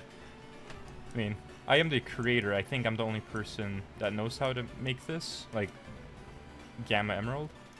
But I'll do my best to not be disappointing. I know there's some crash and bugs in a demo, but as I was saying earlier, it's just a demo, so I wasn't focused on polishing the code. It was just enough to, you know, let people actually get to play it and just to experience it, not necessarily to have, like, a perfect product on our hands. Not until the full game. The full game should be perfect, because that'll have, like, tons of refinements, remake, and everything like that. Will there be Pokemon that Emerald left out? For some reason that were in Ruby and Sapphire? Yes, the entire Eevee evolution line. That was in Gen 3 games, but wasn't accessible without a game chart. Would you ever apply to work at Pokemon, or I guess Game Freak? I could apply, but I don't think I would be accepted. I think it's an on-site type of job. And I live in Canada, and they're in Japan. There is Pokemon of, or Nintendo of Canada, which do handle some Pokemon games, but the likelihood that they would be in charge of a Pokemon game ever, like in the future, is very, very low. Usually Japanese companies take over on stuff like that because it's just easier. In your opinion, is Game Freak just lazy? Is Nintendo holding back Game Freak? I sort of got insight on what was happening. It has nothing to do with Game Freak. It's actually entirely out of Game Freak's hands to have no choice. Same with all the other companies like the ILMA or whatever that did like the BDSP. It wasn't their fault that things were kind of weird. It was Nintendo's, not the CEO, but there's a project runner that only cared about the money, like didn't care about the quality. They're just like, yeah, just finish it. Fans will buy because it's a Pokemon game type thing. And it's like, well, it's kind of his fault. And the same thing happened to Scarlet and Violet. Is there fairy type in the game? There is, yes. There is that one Canadian artist who became an art director. An art director for Pokemon? That's pretty cool.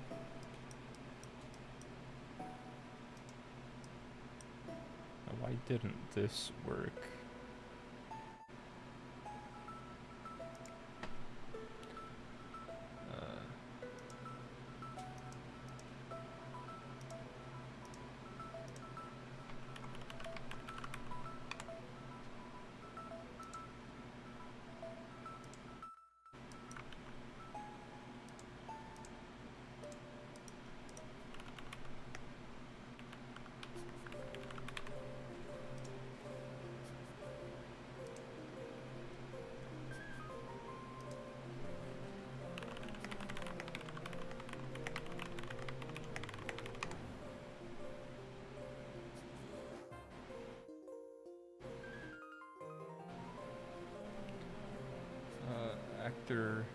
Oh.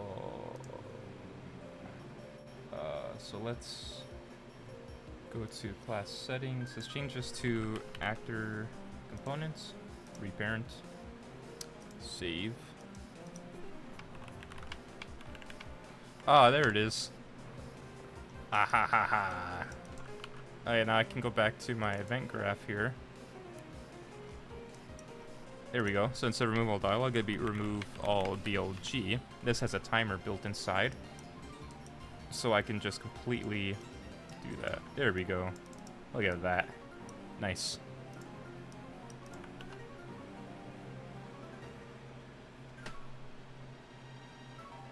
Is the Battlefriends are going to be in a game? It will be. It, in fact, will be. James Turner, I think he was British. Okay, so someone named James Turner became the art director.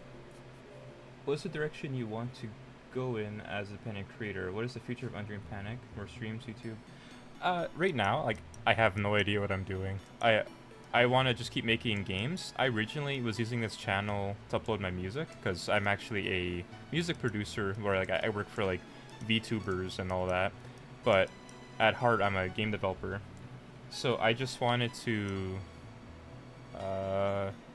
make games, but then someone recommended that I should start streaming me working on games, because apparently it's fascinating. So that's when I started streaming last month, was just to try it out. I don't know if I'm gonna do it forever, just because like, I don't think I'm really good at it. I'm just kind of talking and blazing through things, but doing my best. Do you ever watch the anime New Game? If not, I would totally recommend you watch that. It's super good and cute. Sounds familiar. Is that like the New Game New Life? Because I seen it and I thought it was pretty weird. I wish I knew how to do digital art. I'd help make the sprites ASAP. That would have been nice. Did you put Mori Calliope in the game? Lol, I just saw one of her recent... Yeah, she's been in a demo this whole time, and she's aware of it. She's pretty happy about being in the game. I also put Rara from Hololive in there as well. She was very happy about that as well. Have you considered starting a studio? Oh, dude, I would totally start a studio if I had the money for it. Starting a studio costs like maybe a couple $1 million just so I can get like people paid and up and running. Okay, where else? Right here.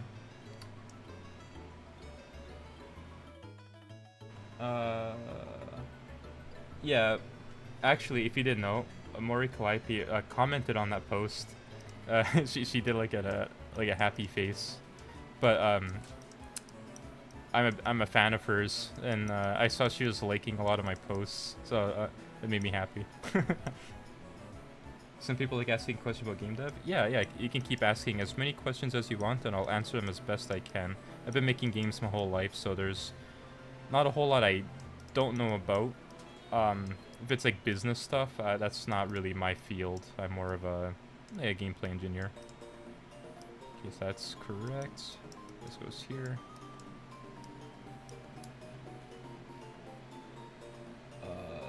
Like I said before, interested in game dev so much that this sort of art style is one of my favorites. Nice. We'll be able to Wi-Fi battle other trainers playing the game? In the full game, yes, probably. I'll have to set up a server, but I'm thinking I'll probably set up in a way where you have to download your own Gamma Emerald server file, kind of like a dedicated server, and you guys have to launch your own servers to play together. Because otherwise, I would need Epic Games to handle the EQS, but since it's a fan game, it's not legally allowed, so it'll probably get denied. The EQS is something like what Fortnite uses, so they can have like a server running 24/7. You connect with anyone across the world without having to do any setup. You just hit like matchmaking. That's the EQS. I want to do it for Gamma Emerald, but since it's a fan game, pretty sure it will get denied because fan games aren't really allowed. You have to claim the rights of the game in order to get the EQS up and running, and can't really claim Pokemon as your own unless you're Game Freak or Nintendo.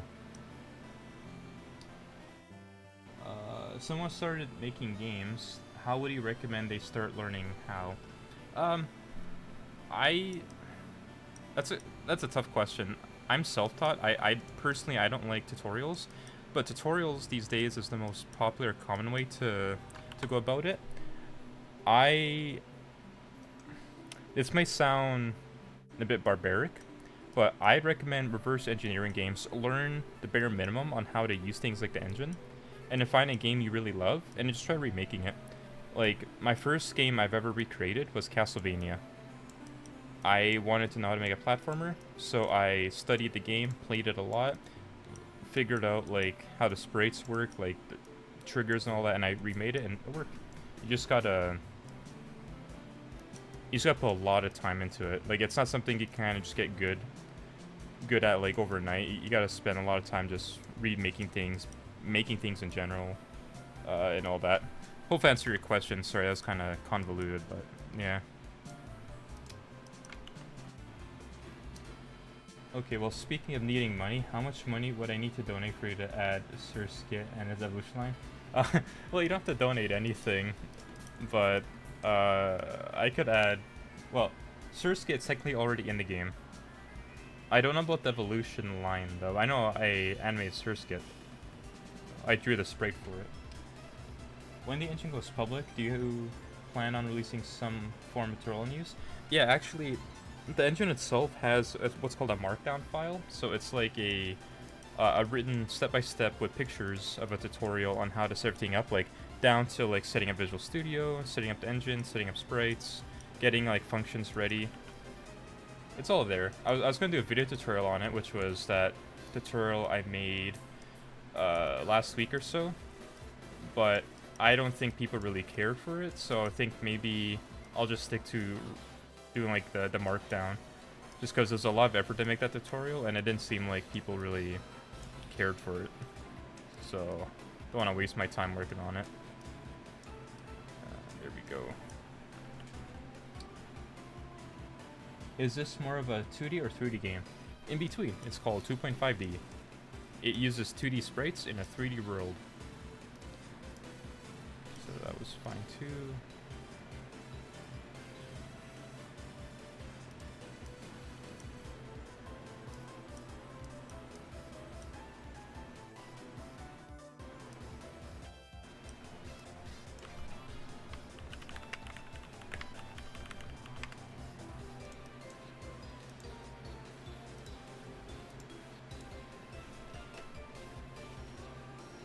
Hi, my friend, Lurker here. Just wanted to pop in to say thank you for working on this project, and it looks fantastic. Keep it good. Thank you, Naoma, a fellow lurker. I sometimes lurk other streams too, just because I get curious. Which engine will be better for this sort of game? That is entirely up to you. Any engine will work. It just depends on your workflow. I've been using Unreal Engine since 2011-ish, so I know this engine like the back of my hand. As someone who isn't an artist and would probably need someone else to make custom, is there any sort of specialization someone would need to make custom sprites and assets? Not really. Just need to be an artist and understand like how the game works. Usually the game director would say like requirements like, oh, this sprite needs to be this big and this many animation frames. I do commissions as well.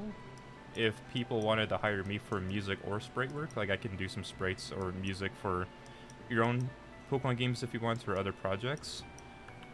That's up to you.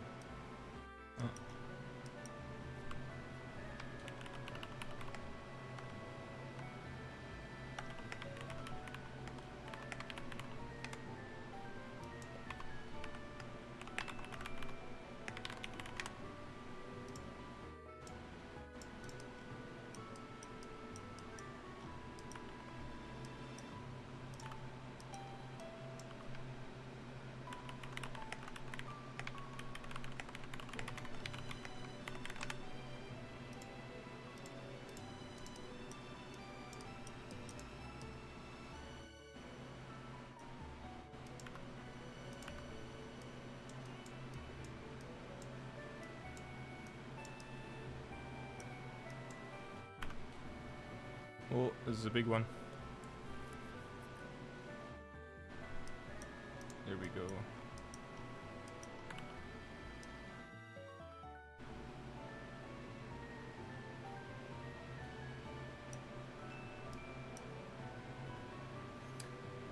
If you gather enough donations, will you consider hiring help to speed project? I mean, yeah. If my Patreon was a lot more successful, I could probably hire people with it. But right now, it's not enough, unfortunately, to do a whole lot with. In fact, people were unsubscribing from the Patreon because, as far as I know, they think I'm taking too long. But nothing I can do about that, unfortunately. I'm only one person. So they took back their support.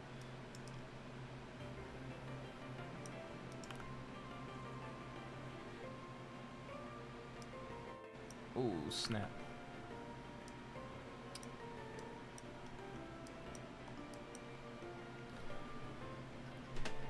Will you add the ability to use your mouse to click on things in the menu? If yeah, technically the demo has that, but the demo was designed to use for the controller. But the full game, it'll have a brand new key binding section in the menu, so you can switch from gamepad, like your controller, to mouse and keyboard only, and that'll make things better. Demo wasn't set up like that because I expected people to use controllers for the demo, like the Steam Deck and all that.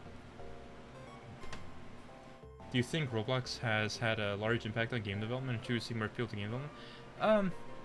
I don't know anything about Roblox really. I remember I played it when I was a kid, but back then it was kind of like a beta. Like it had like one character, 1 or 2 maps you can play on, and it was very limited. But I don't know. Sorry. Have they ever made a game before? Oh, the people I was talking about? Probably not, but you know, a lot of Pokemon fans, not necessarily you guys, but I notice a lot of fans that leave comments. They're very impatient people or very demanding. There's this one guy who got really mad at me for taking too long to show like Pokemon animations because I wasn't done yet. It took 5 months of my time, of my life, to do it, and he said he was expecting more out of me, and I was like, I'm sorry, I'm just one person, sorry to not meet your expectations. And he's like, you better. I'm like, oh, jeez, okay. Yikes.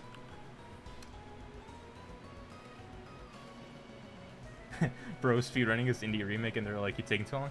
Yeah, for 16 months, it's a lot of work for 16 months for one person. This is something that takes like 20 people to make, and so I found it a little unfair that people were getting a little bit upset over that, but I'm like, I'm not gonna say anything back because, I mean, it's their support. I can't really tell them what to do, but I can only say that I'm just one person and apologize, because they're probably expecting a lot more, but they probably don't know it's only one person doing all this here. Okay, that's cleaned. Let's see. Summon next dialogue.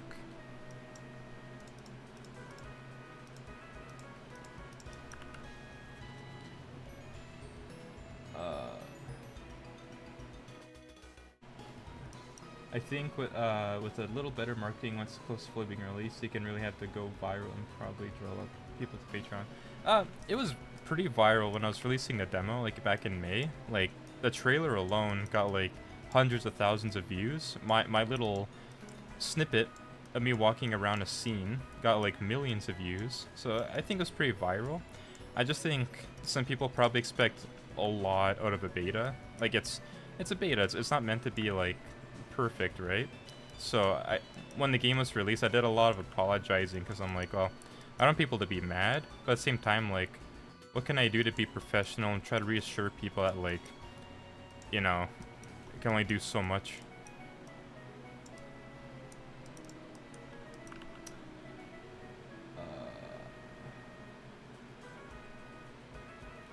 Totally fair. I can't spend too much right now, but I'm definitely going to join at least the $5 tier now. Thank you. You didn't have to, but thank you a lot for supporting. The point of Patreon, by the way, is to not pay for the game. I want to make that super, super clear. It's not in any way or any form of transaction for the game. It's just to support me as a developer, so I don't have to, like, you know, stop making games and go find, like, an actual other job that pays. If I can get the Patreon to be enough to keep me afloat, then I can just spend the rest of my life making Pokemon content, and that's the dream right now. But you know, dreams take a lot of effort and chance. Oops.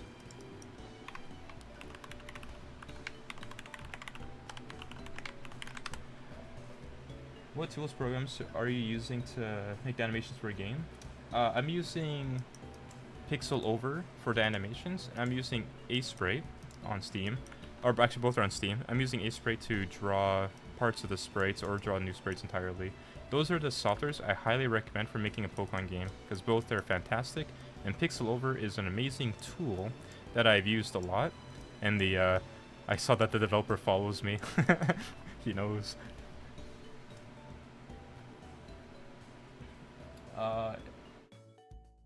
And when funds get more available, I'll probably agree to the $40 tier, maybe even a 21 day. Oh, yeah. Entirely up to you. That'd be very helpful. Yeah, Patreon, it's like a monthly subscription, right? So if you can afford it and you want to do it, then that's awesome. But just a heads up, like, you will get charged every month as long as you're subscribed. So, yeah. Have you ever made a game solo before, other than this and me? Yeah, I made like 40 games solo. I made a handful of games with other people, but they never really got publicly released. They were just on like small forums or networks.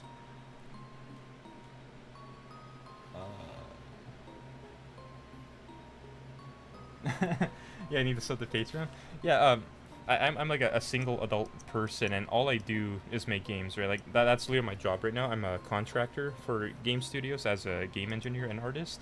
But if my Patreon could be successful, then I could literally just be a full-time game dev on this stuff and maybe even hire people. But as of right now, I am very limited. And I made a post before because like 50% of people unsubbed from Patreon in one day, which was a little heartbreaking. I didn't want to see people leave or get upset with the game. But when that happens, I was like, okay, I gotta stop focusing on Gam Emerald and focus on like actual paying stuff, because yeah. And then actually after when I made that post, there's this really angry guy saying like I gotta only work on Gam Emerald and like not be like a terrible content creator. I'm like, well, I just can't win. I don't know what to do. I'm freaking out. It's hard. It's hard making all this by myself. It's very stressful. Oh, thanks for a donation, Ivan. Keep it up, brother. It may not be much, but as long as work. Dude, that's more than enough. That's a lot of money. $10. Thank you so much. Alright, let's get rid of this old stuff. Get rid of this old stuff. Keep this debug stuff around.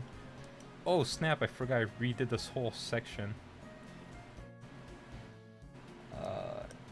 Do you contract for other people as well? Is that your main job? Yeah.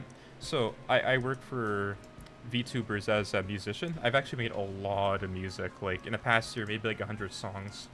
And actually, I made most of the music for Gam Emerald. I am on the side, I'm a professional music producer. I make a lot of music, and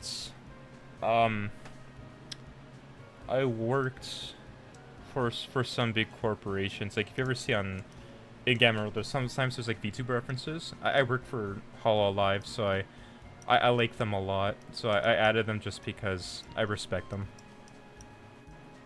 Holy crap, this is a big comment section. And let's shrink this down. Oop. Let's move this stuff over here. Battle, start battle UI. Okay, that could be a function afterwards. So say collapse to function later. Are you also streaming on Twitch or just YouTube? Just YouTube right now. I have no idea how to use Twitch, and I'm worried that I'll be bad at everything. So, just YouTube right now. I'm being a little baby about it, so just scared. Or would someone reach out if they need music or something done? Good question. I have a shop on the internet called VGen. Here, I'll send a link. Oops. Here, so if you ever wanted to hire me for music, like Hope on Music, I don't know if it's a song you want to sing, or maybe like your channel theme songs or whatever, you can use that VGen link and open up a request, and that's how you can hire me. But keep in mind, my prices are pretty average. I was told by many professionals I probably should charge more, but I think the prices I have right now are fine as is.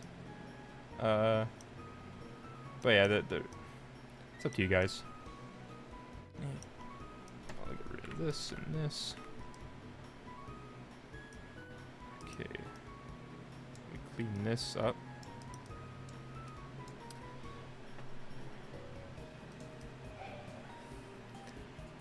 Hopefully this is still interesting. Right now I'm just doing a lot of cleaning up. Not a whole lot of code to change because a lot of things are pretty stable. I'm just organizing everything into little quadrants. It's easier to read later.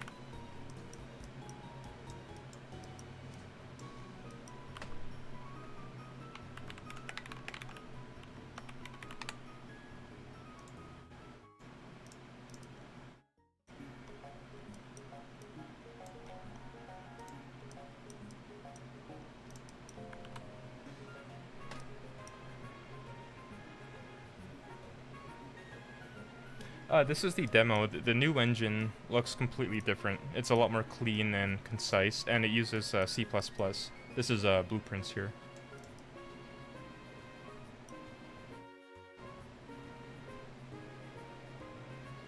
Okay, it's almost cleaned up.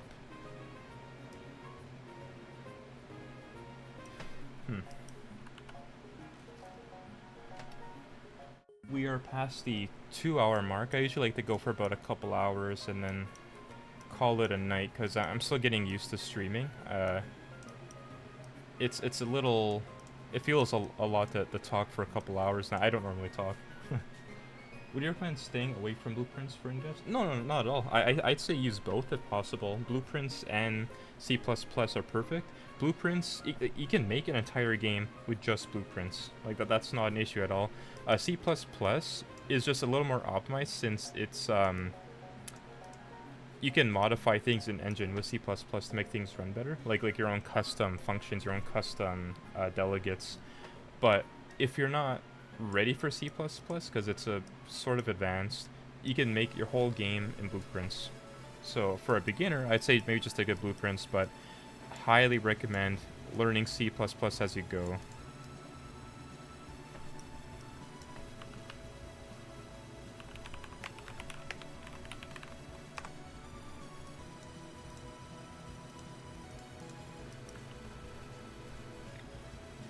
Is doing it through C++ just a better long-term solution?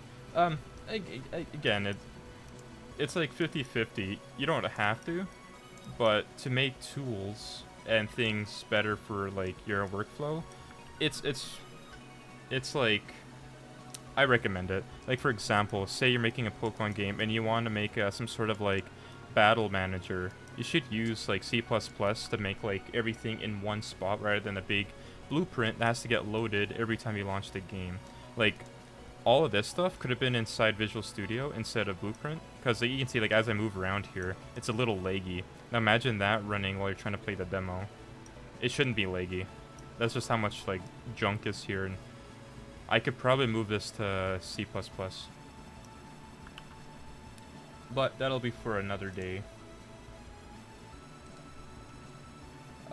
Let's see. Yeah, I'm gonna stop here for tonight. It's already past midnight for me. Just want to say thanks to everyone who's been supporting me so far on this project. It's still going to be a long road, a long journey. And thanks for people who are sending donations earlier today. That's very, very kind of you. I'm very grateful. You didn't have to do that. And thanks for joining the stream. Thanks for watching, and hopefully I wasn't too annoying. Constantly talking. I know it's part of the stream, but yeah.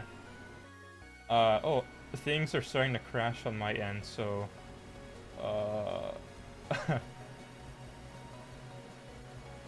yeah.